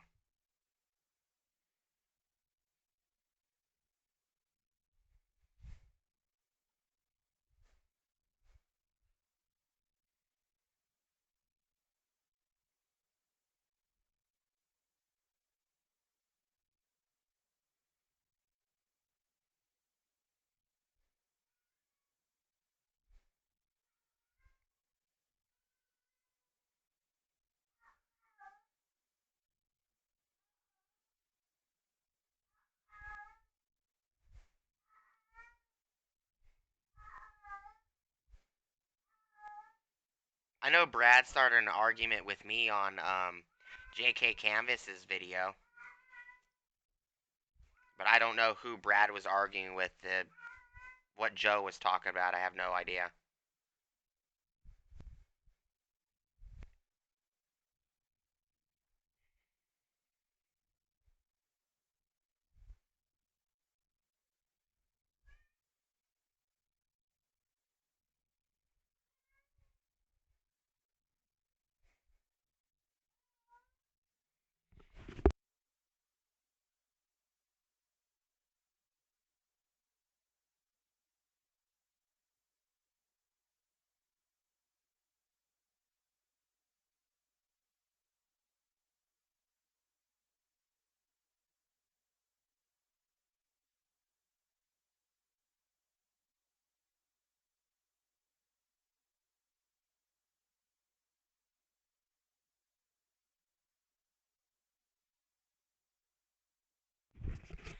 That's true, Mike. Everybody argues.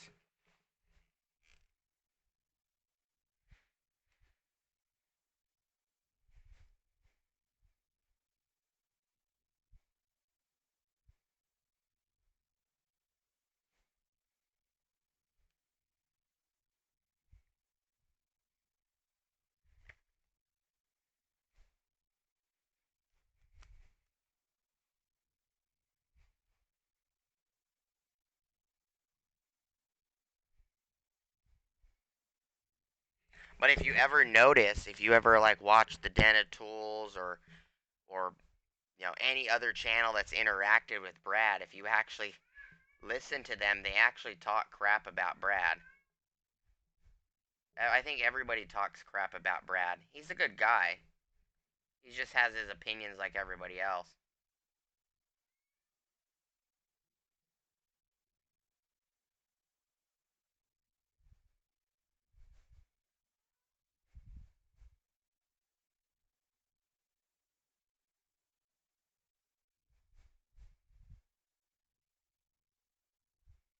Yeah, Napa's selling some orange mats now, but they're like $80, $90 per mat.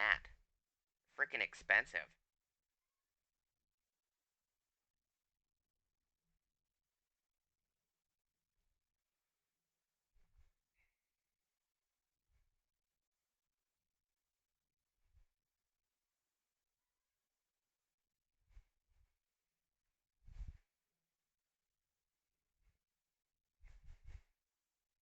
Yeah, $18 isn't too bad.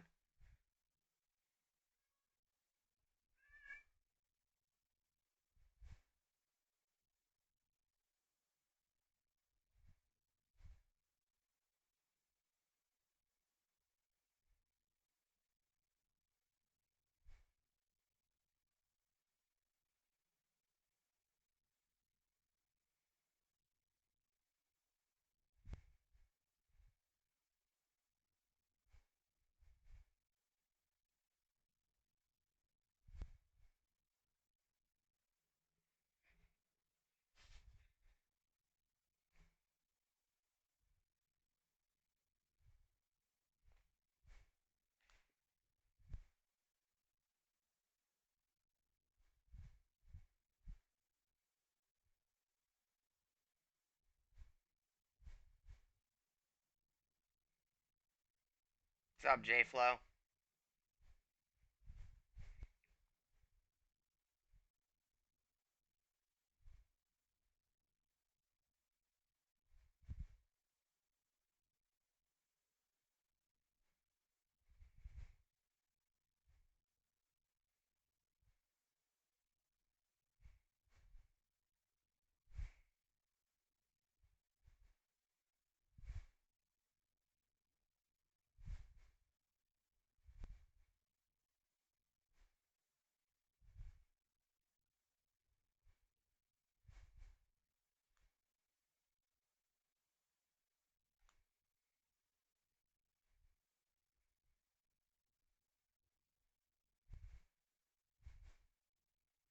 Not much, J-Flow. Just hanging out, chatting.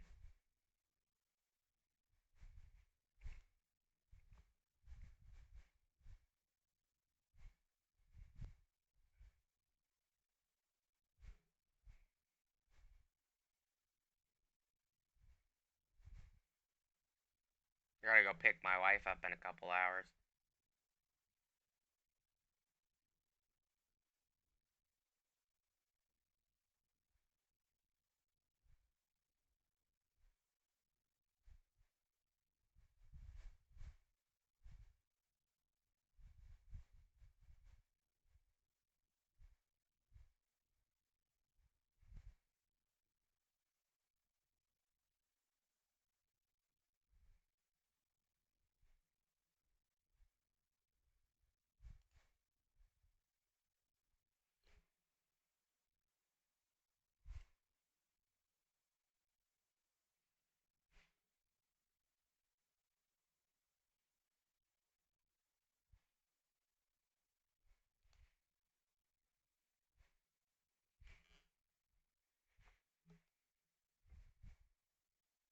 So how's your day going, Lone Star?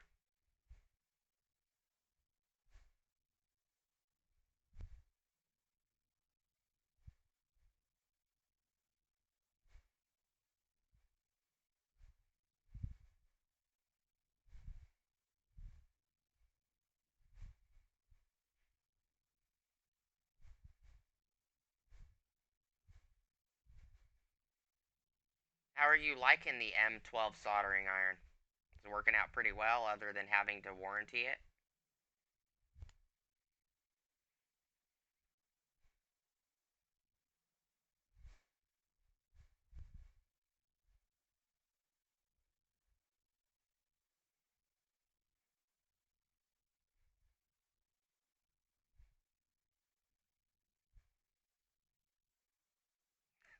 Isn't that how it always works? You let a coworker borrow a tool and it never comes back the same?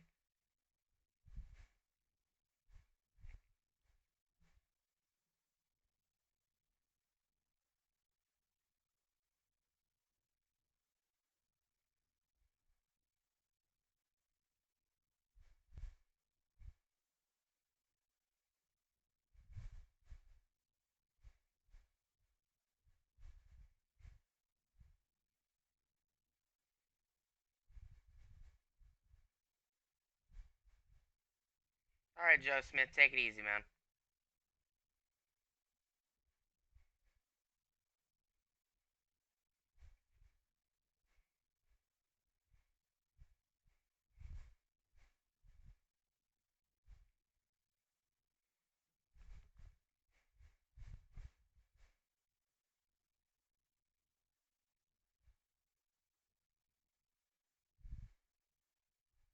Thanks for stopping in, Joe.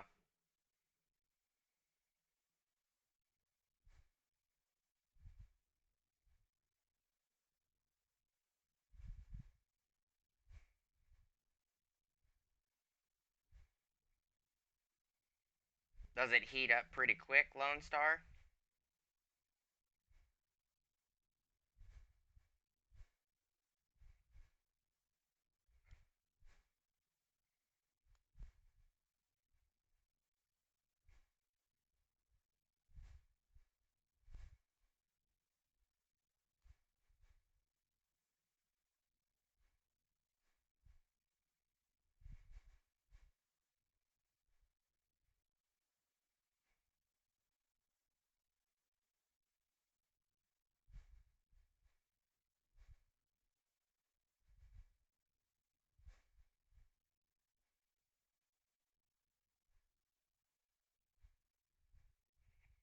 That happens a lot at Home Depot. You pick up a project and shit's missing from it.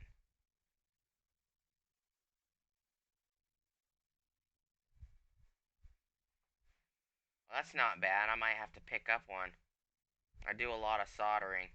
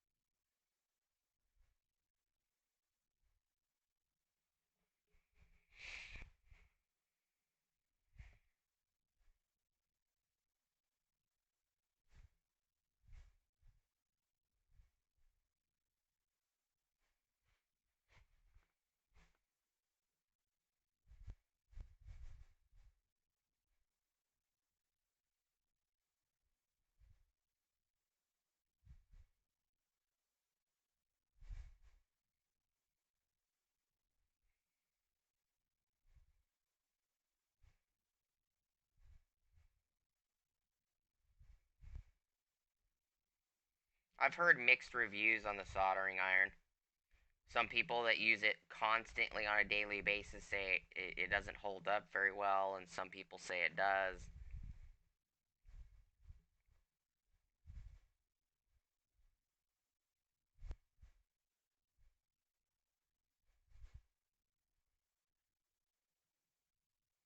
That's the problem with Home Depot, because they don't actually go check the stock. They actually physically look to make sure it's there. They just say, oh, the computer says there's two. Home Depot and Lowe's is like freaking Walmart. You call ahead of time and say, hey, I need to know if you have this in stock. And instead of going and looking and making sure, they just tell you what the computer says. And the problem with computers is that if the humans don't update them, then they're never accurate. And what I hate about Walmart now is that they forcefully send you to the app.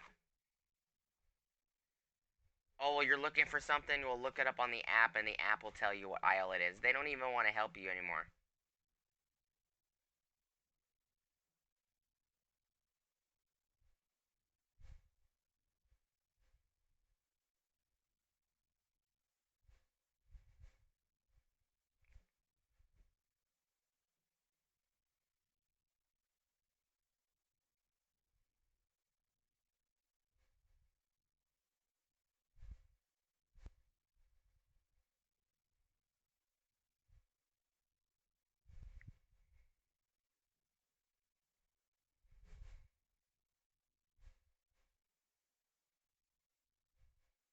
Well, that's good.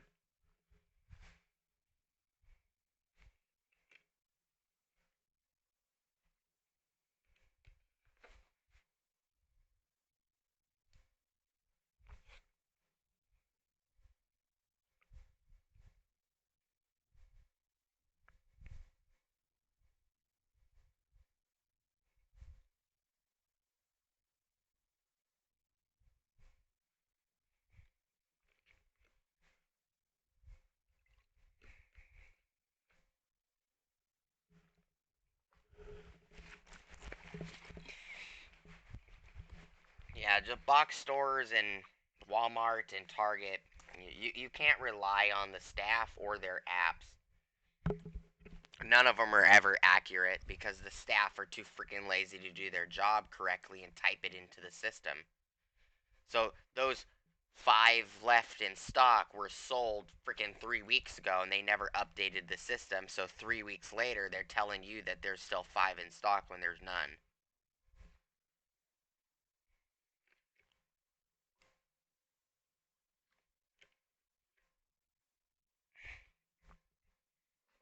And Walmart seems to be pushing that stupid Walmart app more and more lately.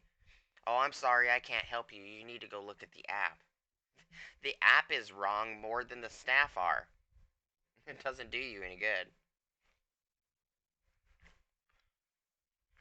And then what irritates me is I call 6 or 7 different Walmarts looking for a specific product. They all tell me they have it. I drive to each one, and each one doesn't have it.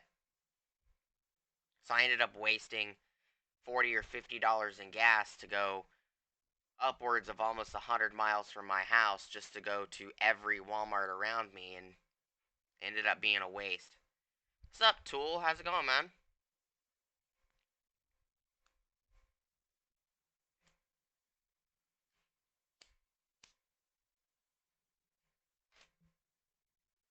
And Best Buy isn't any better either.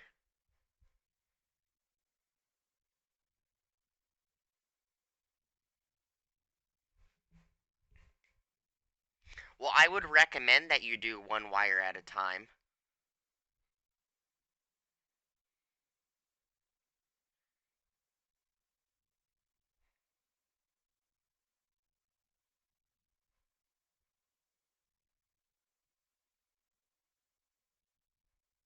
Exactly, yeah, they don't do that either. People return stuff, and they don't return everything that was in the package. Yeah.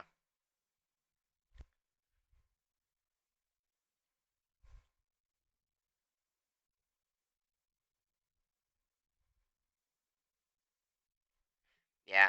That's why I buy a lot from Amazon and, and a lot from, Best Buy online instead of buying it in the store.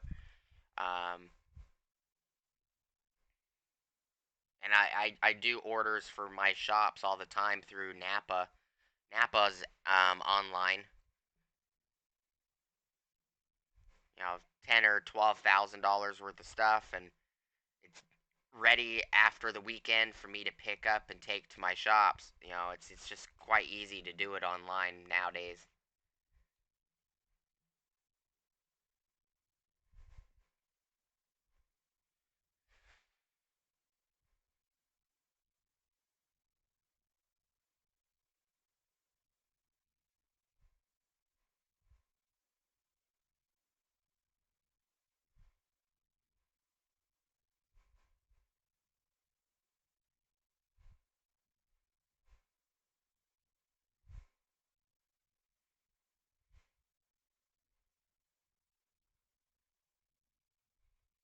Well, I think I'm gonna have to pick up that M12 soldering iron. I might have to put it through its paces because I do a lot of wiring,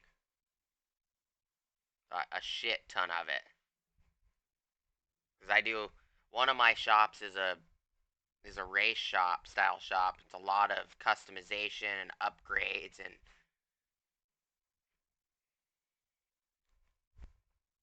later, Sparky. Take it easy, man.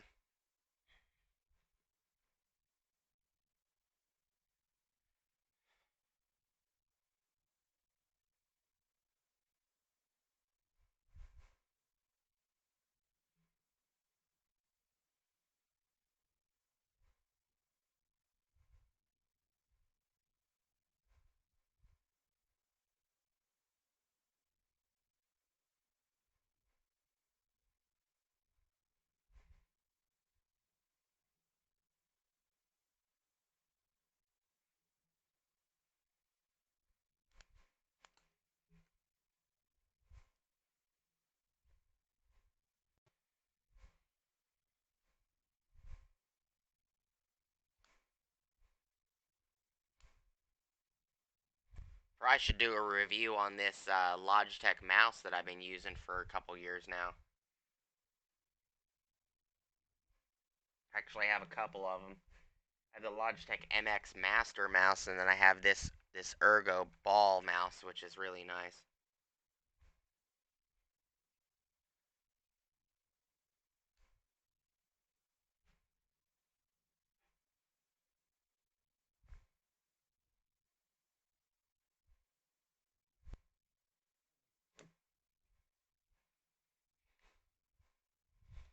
Nope, not in Cali. I'm in Arizona.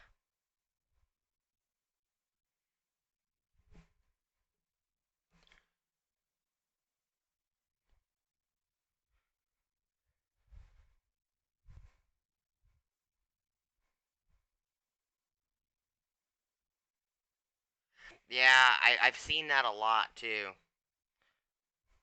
People that do lots of wiring say, yeah, the M12 soldering iron, it just doesn't hold up to it.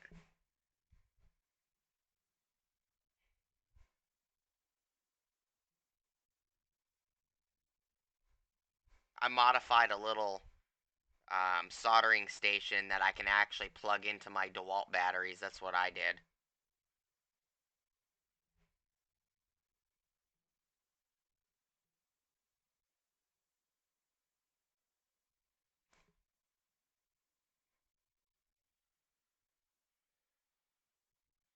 I wouldn't say I'm a fanboy of anything.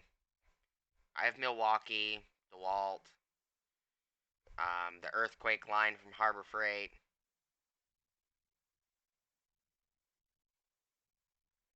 Whatever works, in my opinion, that's just a tool for the job.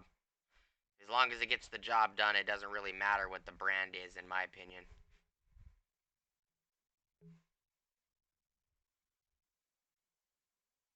I tend to use my gear wrench ratchets more than my gear wrench and my Husky ratchets way more than my snap-on ratchets.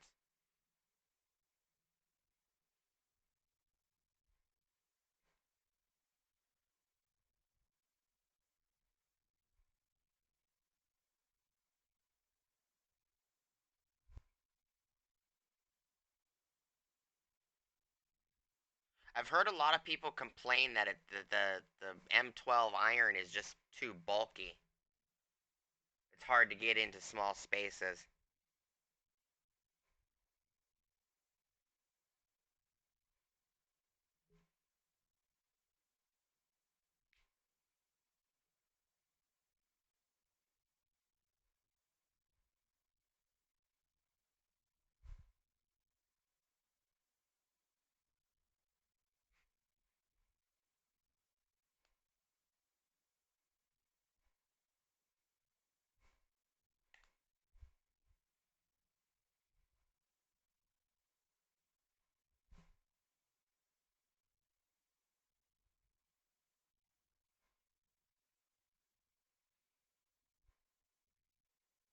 I have everything from Gear Wrench to KC Tools to Wera to Weha, Milwaukee, DeWalt.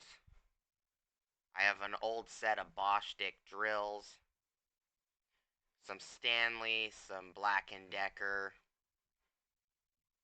I've got SP Tools, some SK Tools. I have a little bit of Craftsman. Most of the Craftsmen I have are older Craftsmen. They're like 30 or 40 years old.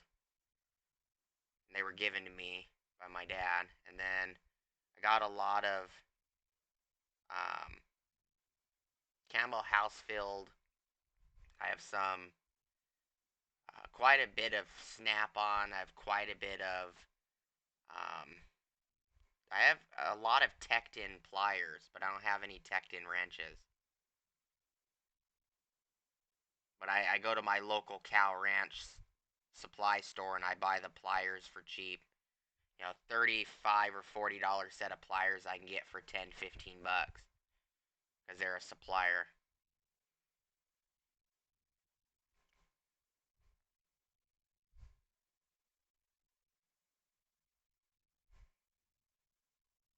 Air hammers, I have Campbell Housefield, SP, Earthquake. I have the Earthquake line for the air hammers. And then I have some Astro Pneumatics. I have a lot of Astro Pneumatic tools.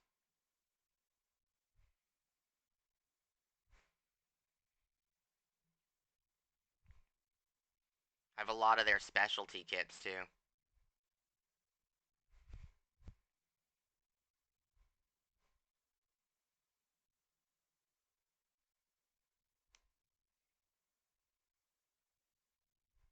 Oh, I have some Capri tools also.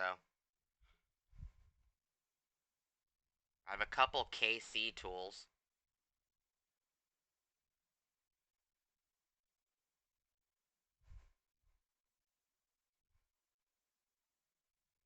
Die grinders, most of my die grinders are Astro Pneumatic.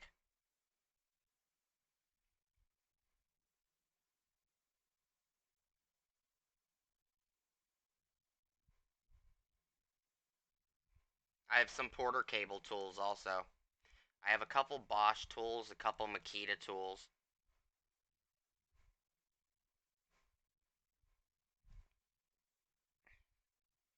I'm not really brand specific.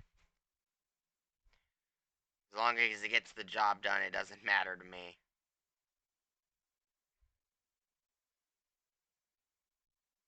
Yes, Astro Pneumatic makes some great tool kits, especially specialty kits.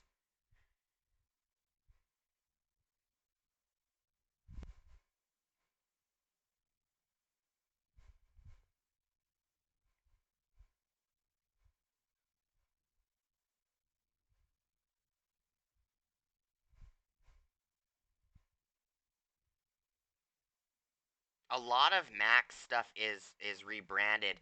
If you actually go look at um, like Matco tools, um, their battery drills and their impacts, they're actually DeWalt.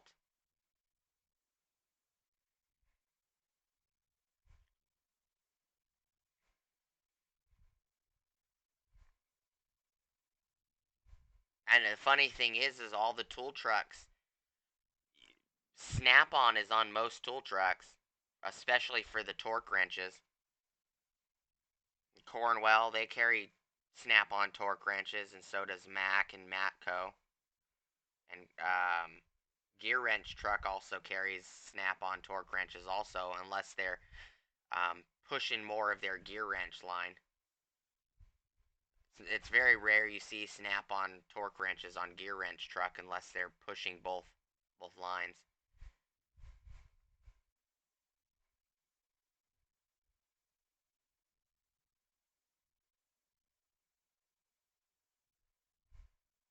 Are you talking about the really small M12 cutoff wheel? I think it's like a 2 or a 3 inch.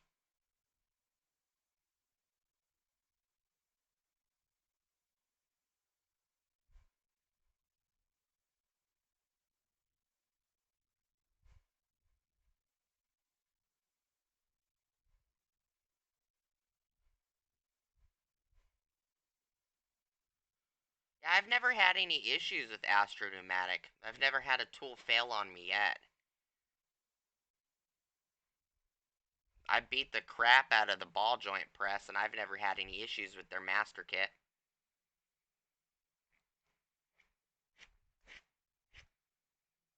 But, you know, if you take care of your tools and you lube them properly when you're using them, then you shouldn't have any issues.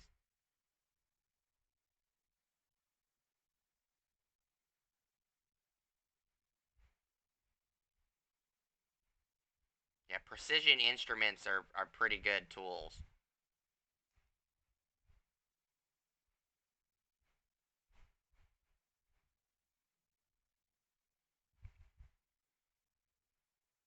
You know, I also have some Harbor Freight stuff, you know, like the Pittsburgh Pro sockets, and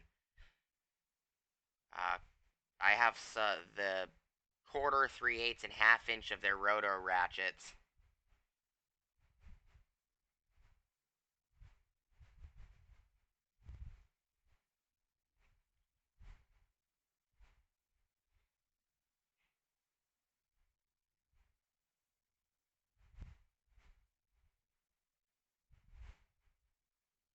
I still think Harbor Freight should be selling individual sockets because they don't give you complete sets, which is annoying. Their sets always are missing like 4 or 5 freaking socket sizes.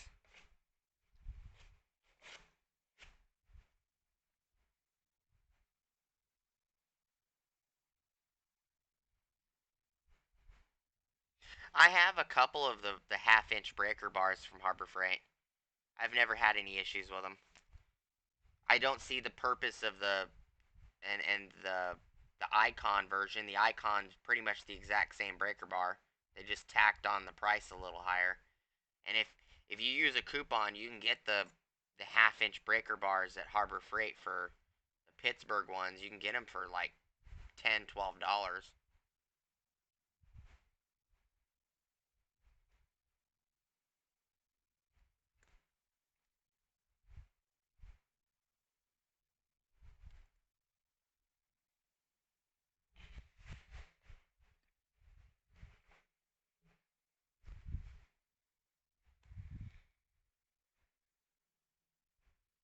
But I think 90% of all companies skip sizes.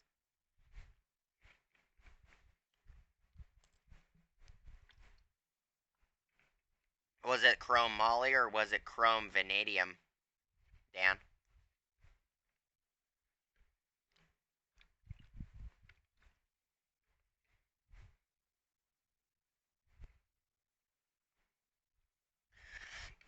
Yeah, there's no Northern Tools around here. The only way for me to buy Northern Tools is if I go online or order out of the catalog that I get.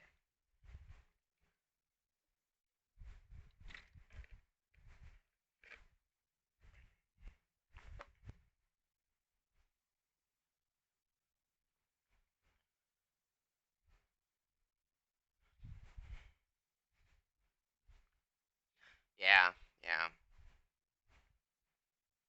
Yeah, I noticed Harbor Freight started kind of dwindling down their impact sockets. The only nice thing about the, most of the impact sockets from Harbor Freight hold up pretty well, but one of the most things I like about them is that they're warranted just like everything else. Every other socket, there's a lifetime warranty for them.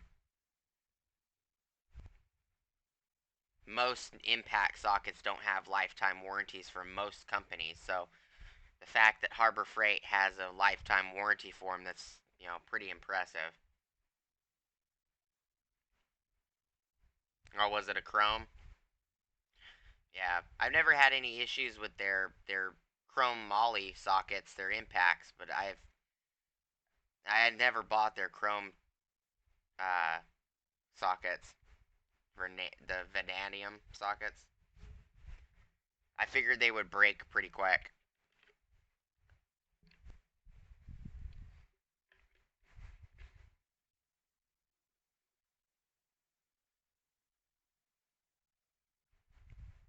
Oh yeah, gear wrench trucks exist. I'll be right back.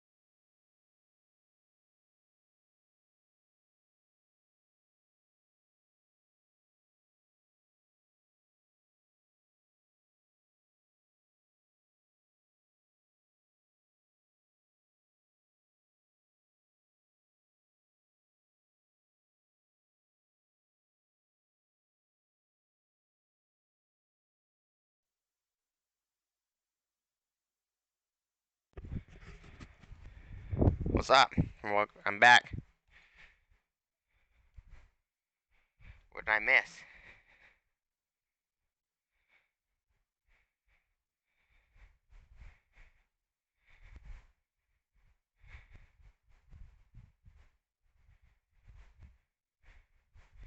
Oh, I'm sorry, Tool, about your tool truck guy having cancer.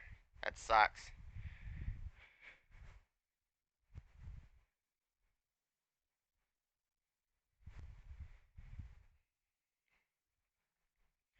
Honda crank bolts are notorious for frickin' breaking everything.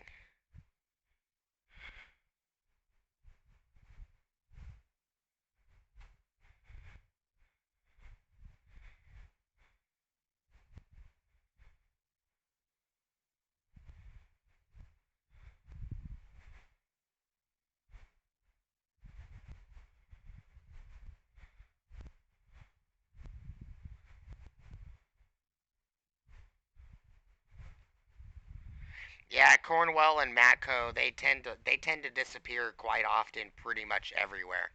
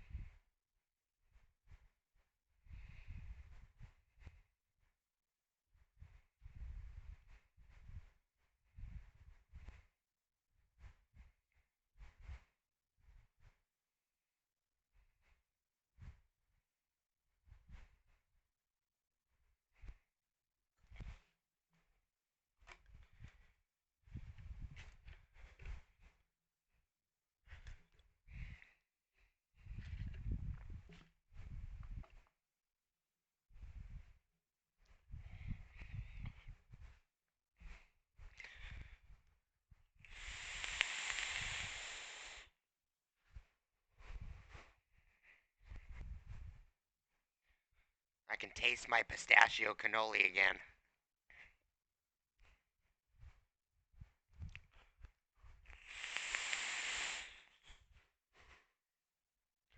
Because I just need to clean it.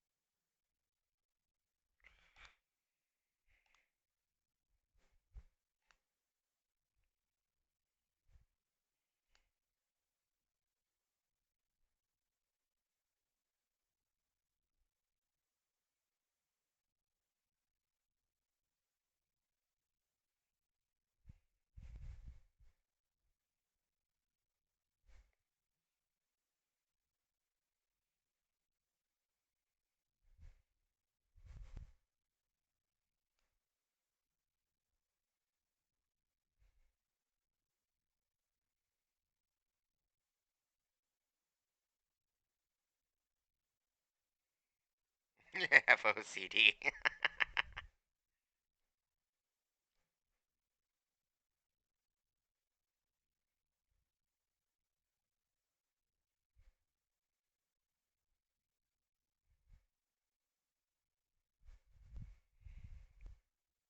Yeah, I like complete sets also. Even if one or two or five of them aren't ever used, at least you have them if they ever are needed.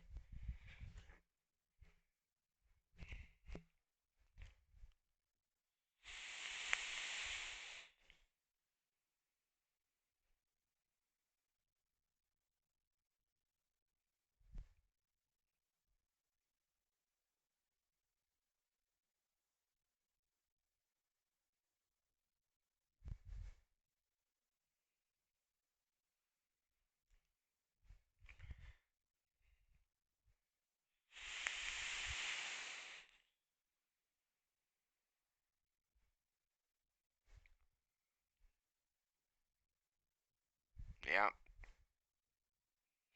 Or you need a socket to drive the caps and a U-joint in.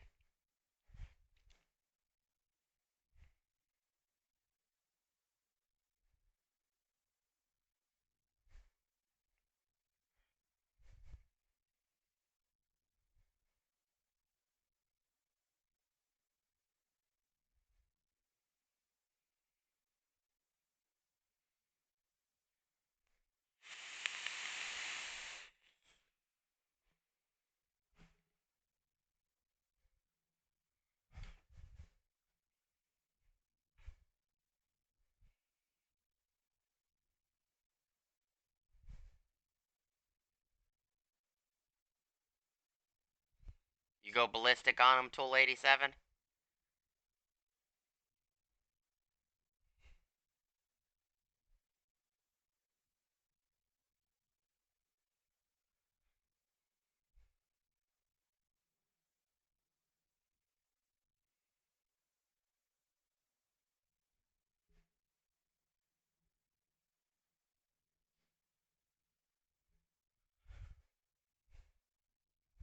There ain't nothing wrong with being organized.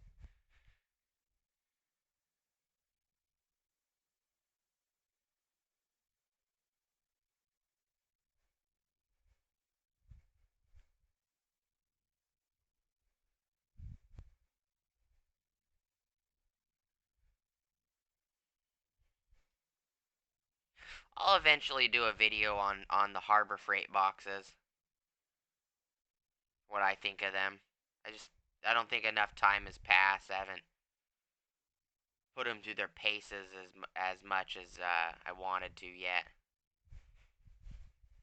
I do know I've shoved another probably 100 tools in it that I didn't have before.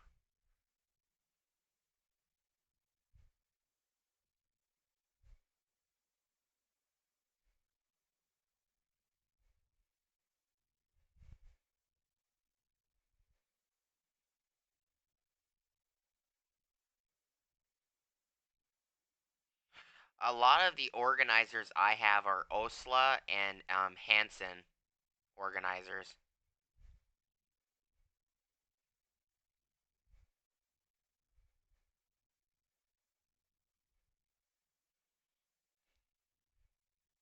And OEM tools.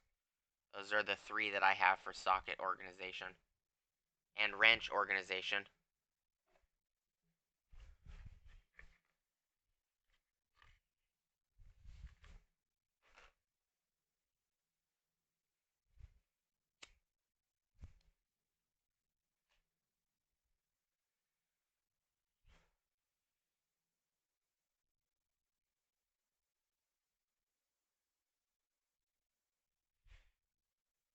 Yeah, I had to customize a couple of the trays. The Osla trays, for some reason, some of the sockets don't fit on properly. It was easier to shave the tray than it was the socket.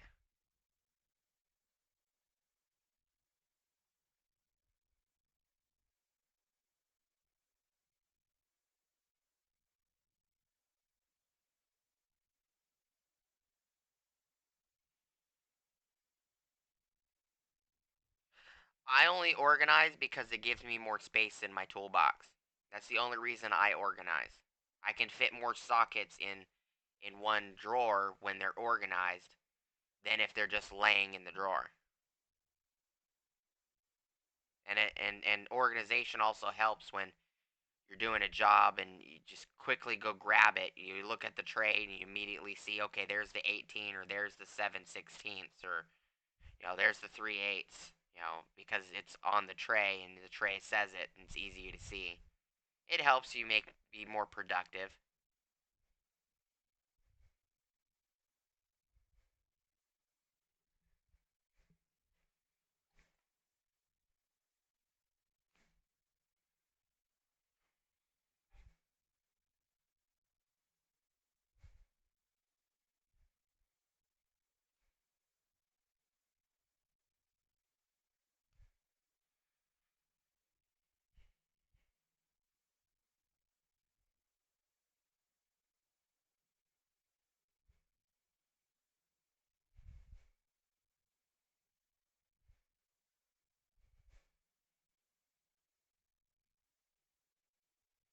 I'll watch the video if you do it, Tool. You don't have any videos yet.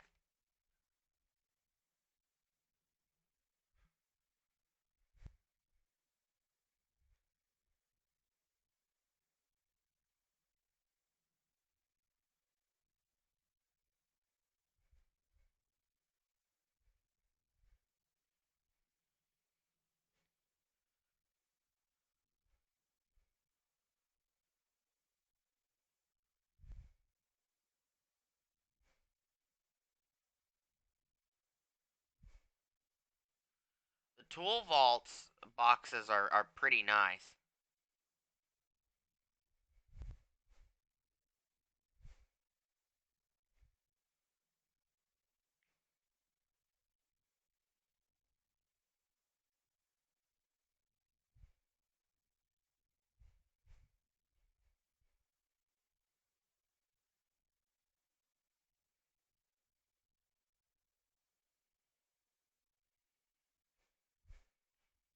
Yeah, not a lot of vehicles are SAE anymore.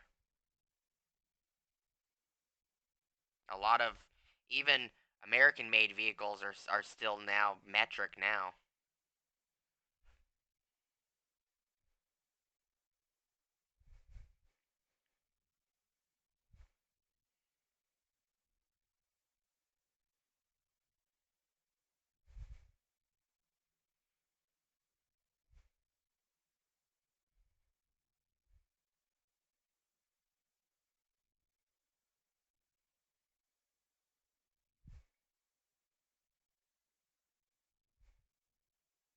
Yeah.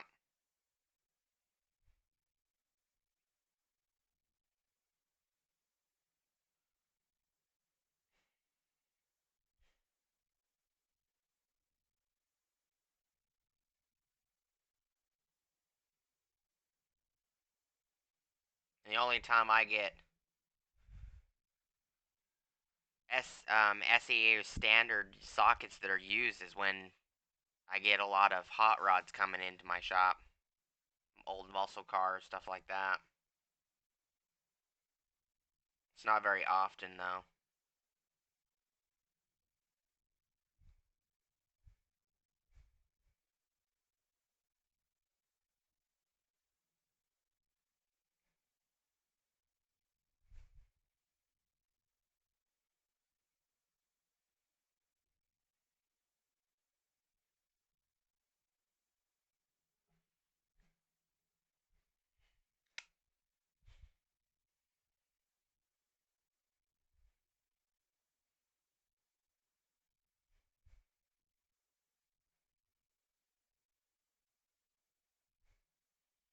Oh, lifter noise is always fun.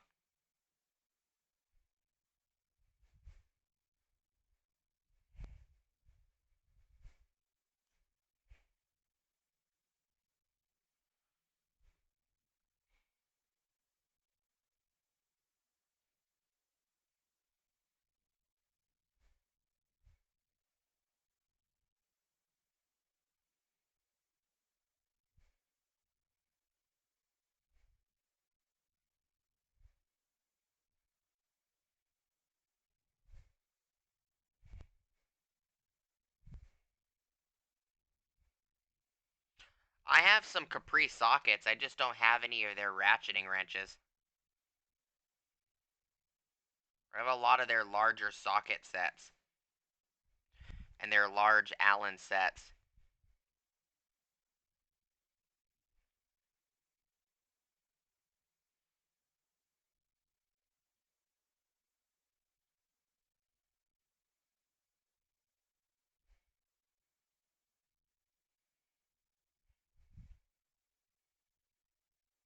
I haven't had any issues with their sockets, and the only issue I had was I broke a 17, and I took a picture of it, contacted Capri, and they sent me out a socket a day that day, and I got it like day and a half, 2 days later.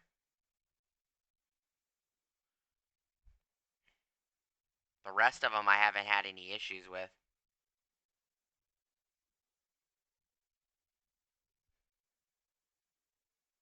I'm not sure what the count is. I think they start at like an 84 tooth. I think they go up.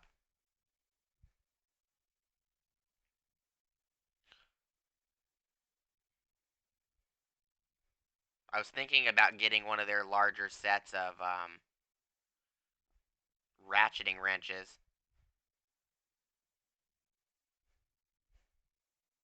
I also have quite a bit of OTC tools also.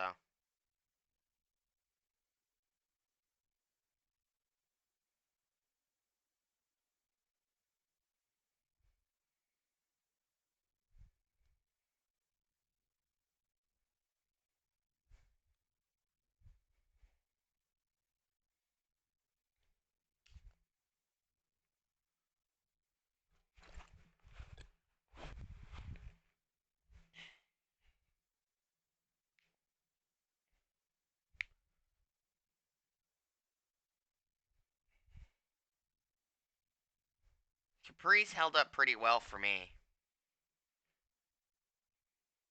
I haven't had any problems with their Allen sockets, and their Torx sockets work pretty well too.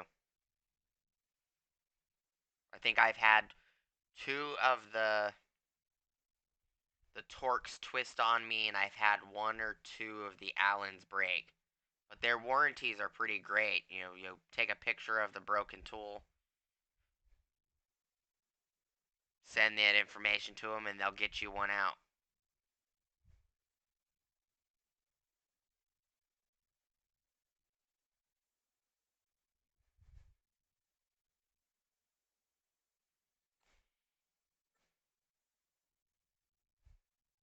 I have quite a few OTC tools, a couple manifold gauge sets, and then I have a couple seal bearing um, bushing drivers for like the front axles on the Super Duties, stuff like that.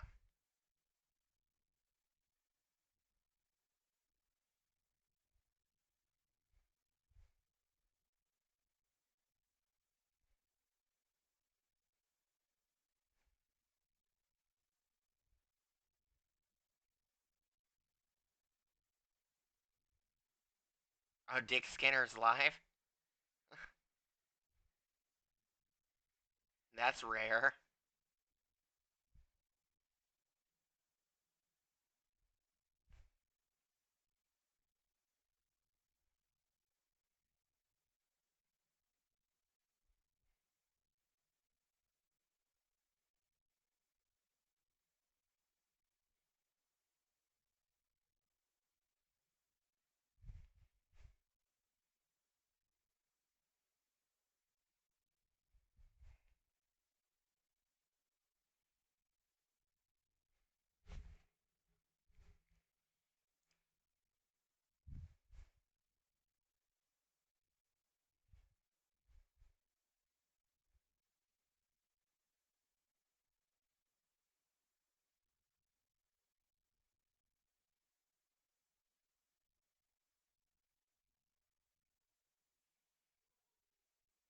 Joe left, said he was going to bed, and he's uploaded a video.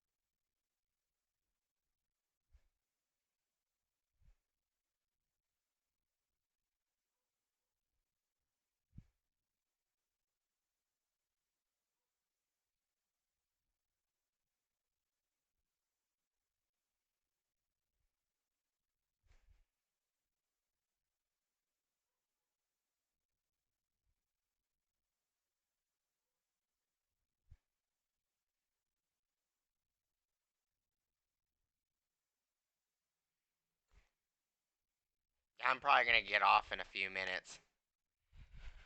I gotta go finish dishes. Been contemplating not wanting to do them.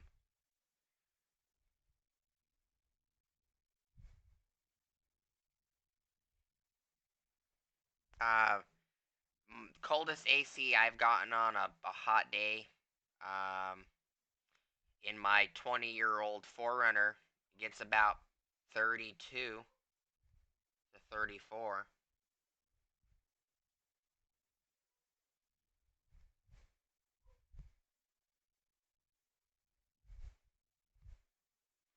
It really depends on the vehicle, how well it's maintained, stuff like that. Most vehicles can keep up with the AC in this state.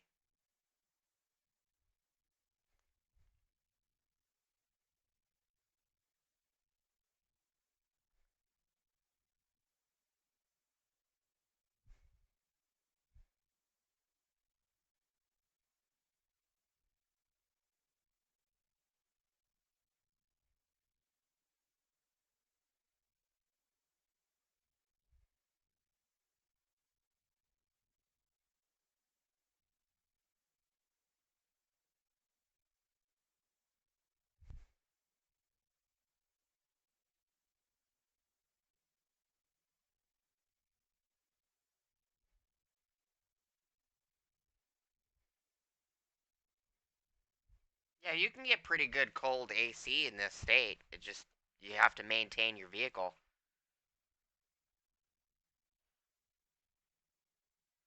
Alright, Lone Star, take it easy, man.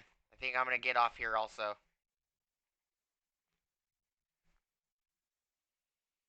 Thanks for stopping in, Lone Star, and Dan, and Tool87. I appreciate it, guys.